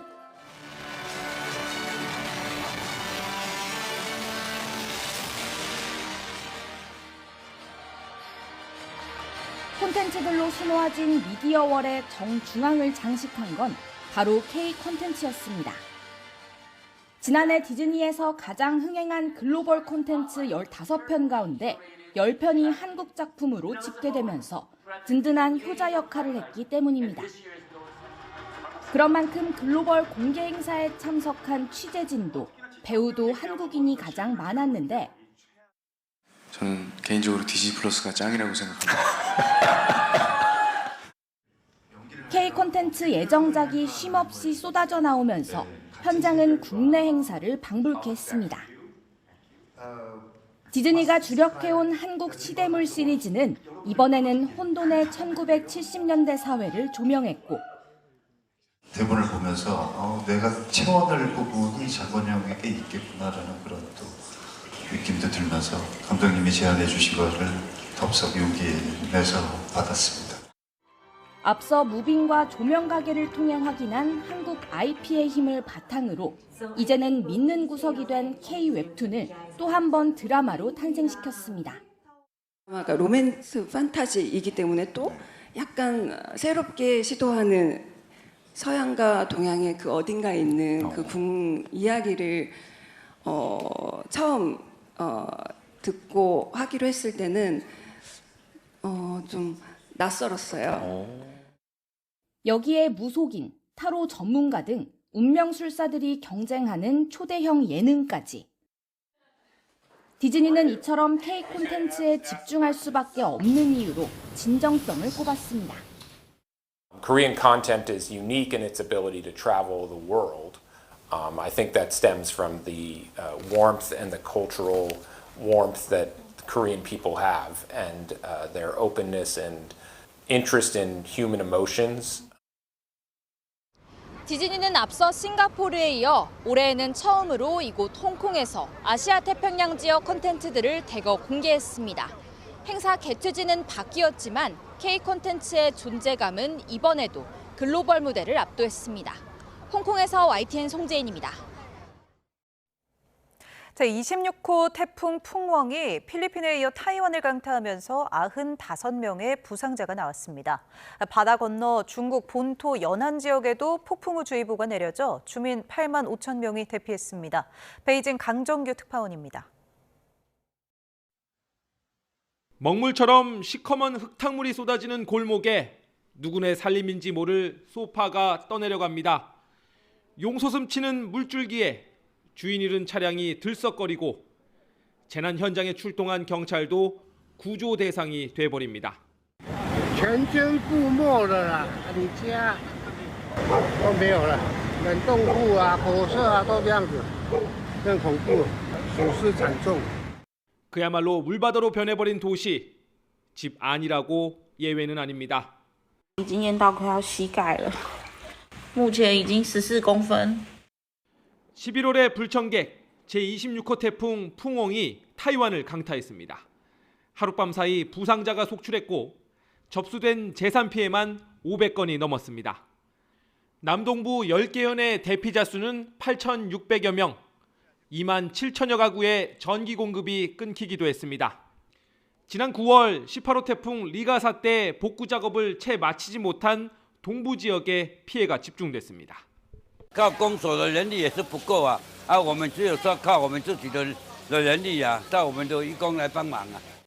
중국 본토 푸젠성과 저장성 등지에도 강풍과 폭우가 예보되면서 주민 8만 5천 명이 대피했습니다. 앞서 태풍이 거쳐간 필리핀에선 27명이 숨지고 36명이 다친 거로 집계됐습니다. 광둥어로 봉황을 뜻하는 풍엉은 타이완까지 핥히고 간 뒤에야 열대성 저기압으로 약해졌습니다. 베이징에서 YTN 강정규입니다. 일본 축구협회가 국가대표팀을 알리기 위해 만든 홍보대사 이미지가 태극기와 비슷하다는 논란에 휘말렸다고 산케이 신문이 보도했습니다. 일본 축구협회는 지난 10일 아이돌 그룹 멤버 가운데 축구를 좋아하는 12명을 모아 국가대표의 공식 앰베서더 유닛인 지블루를 결성했다며 이들의 모습이 들어간 이미지를 공개했습니다. 이들은 파란색 일본 축구 국가대표팀 상의를 착용했으며 배경 중앙에는 일장기처럼 붉은색 원이 배치됐습니다.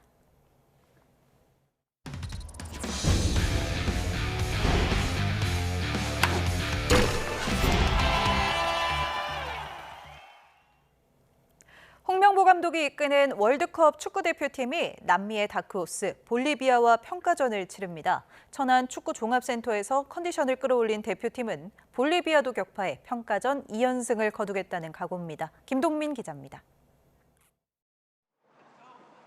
태극전사들이 대전 월드컵 경기장에서 몸을 풉니다.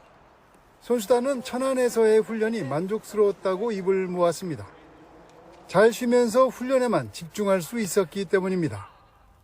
많은 시간을 좀 호텔에서 많이 떠돌이 생활을 했는데 이렇게 새로운 보금자리가 생겨서 선수들 모두에게는 경기를 준비하는 데 있어서 큰 도움이 많이 됐던 것 같아서.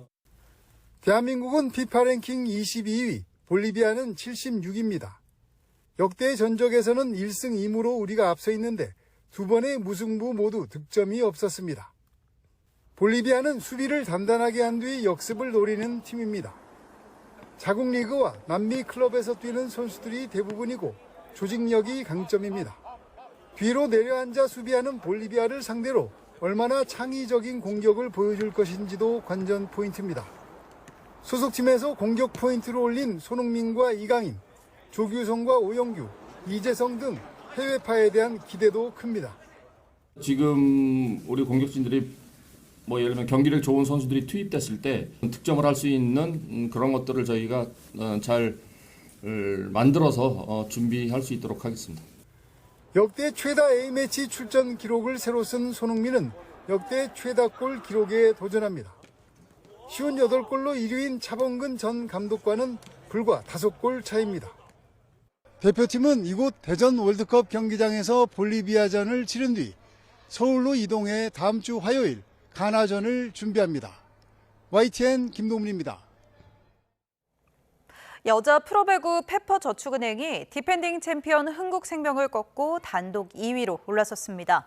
페퍼저축은행은 아시아 쿼터 선수 시마무라가 70%에 육박하는 공격 성공률로 25득점을 올리며 흥국생명을 세트스코어 3대1로 눌렀습니다. 남자 프로배구에선 OK저축은행이 현대캐피탈을 상대로 역전승을 거뒀습니다. 부산으로 연고지를 바꾼 OK저축은행이 연고지에서 거둔 첫 승리입니다.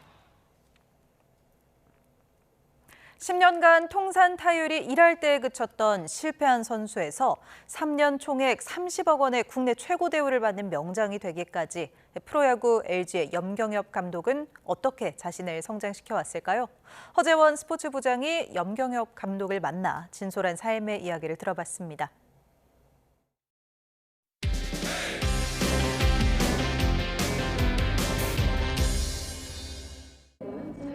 10년 동안 친 홈런은 고작 5개. 통산 타율은 1할 때. 염경엽 감독은 초라했던 선수 시절을 이렇게 표현합니다. 32살까지의 인생은 그냥 한량, 모든 걸 그냥 야구보다는 내가 좋아하는 일, 내가 즐거운 일에 더 많은 시간을 쏟았고, 현역 은퇴와 함께 구단 직원이 된 2000년부터 염경엽 감독은 마치 걸음마를 배우는 아이처럼 모든 걸 다시 시작했습니다. 용산을 가서 노트북을 샀습니다. 노트북을 사서 컴퓨터를 해본 적이 없는데 서점에 가서 컴퓨터 길잡이라는 책을 사서 한글부터 시작을 했는데 문서 하나하나를 이제 제가 만들게 됐고, 또 문서를 만들면서 또 어떻게 하면 잘 만들었다는 소리를 들을까. 무섭게 자신을 몰아친 시간이었습니다.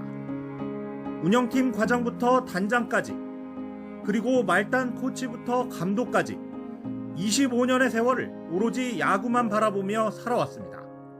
저는 아침에 일어날 때도 좀 더 눕고 싶으면 바로 거기서 저한테 얘기하거든요. 정신 차려, 빨리 일어나. 네가 언제 그 자리에 갔는데, 어떻게 그 자리에 갔는데, 또 노력해야지. 그래야 네 그 자리를 지킬 수 있어. 5년 전 팀이 9위로 추락하며 몸도 마음도 무너졌던 좌절의 시간. 자신과 가족을 돌아보며 끄적였던 문장들은 한 권의 책으로 결실을 받습니다. 군 시간들이 결국 제 자신을 돌아보게 됐고, 한 번 더 성장하는 그런 계기가 됐고, 또 다시 한번 글로 정리하게 됐고. 실패한 1할 타자에서 국내 감독 중 가장 많은 연봉을 받는 명장이 된 염경엽 감독은 이제 LG 트윈스의 미래를 그리고 있습니다.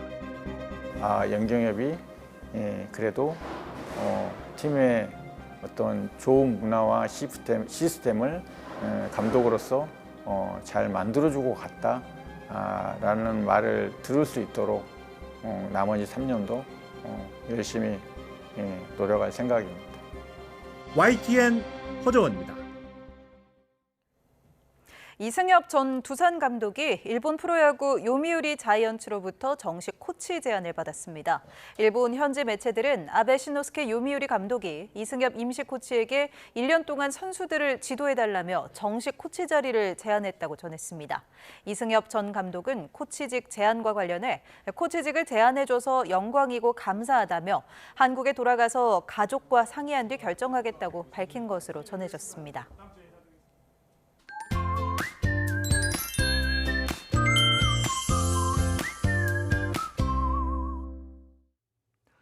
오늘 낮 동안에도 공기가 제법 부드러웠습니다. 예년 기온을 웃돌며 온화함이 감돌았는데요. 밤 사이에는 기온이 크게 떨어집니다. 내일 서울 아침 기온이 4도로 예년 수준이지만 오늘보다 3도가량 낮아 조금 더 춥게 느껴지겠고, 낮 기온도 14도로 역시 예년과 비슷하겠지만 상대적으로 조금 더 쌀쌀하게 느껴질 수 있겠습니다. 하늘은 대체로 맑겠습니다. 다만 서리가 내리거나 물이 어는 곳이 있겠고, 오전까지 충청과 남부지방을 중심으로 안개가 매우 짙게 끼겠습니다. 또 영동에서는 건조한 날씨를, 동해안에서는 너울성 파도를 유의하셔야겠습니다. 내일 아침 기온은 서울 4도, 대전 2도, 광주 6도, 대구 4도로 예년과 비슷하거나 조금 낮겠습니다. 낮 기온은 서울 14도, 대전 15도, 광주 15도, 대구 16도로 예년과 비슷하거나 조금 높겠습니다. 휴일 늦은 오후부터 서쪽 지역을 중심으로 비가 오겠고, 비가 그친 뒤 찬 공기가 유입되면서 기온이 큰 폭으로 떨어지겠습니다. 특히 다음 주 화요일에는 대부분 지역이 영하권으로 떨어지는 등 올가을 가장 추운 날씨가 찾아올 전망입니다. 날씨 정보였습니다. 목요일 밤 뉴스나이트 마치겠습니다. 시청해주신 여러분 고맙습니다.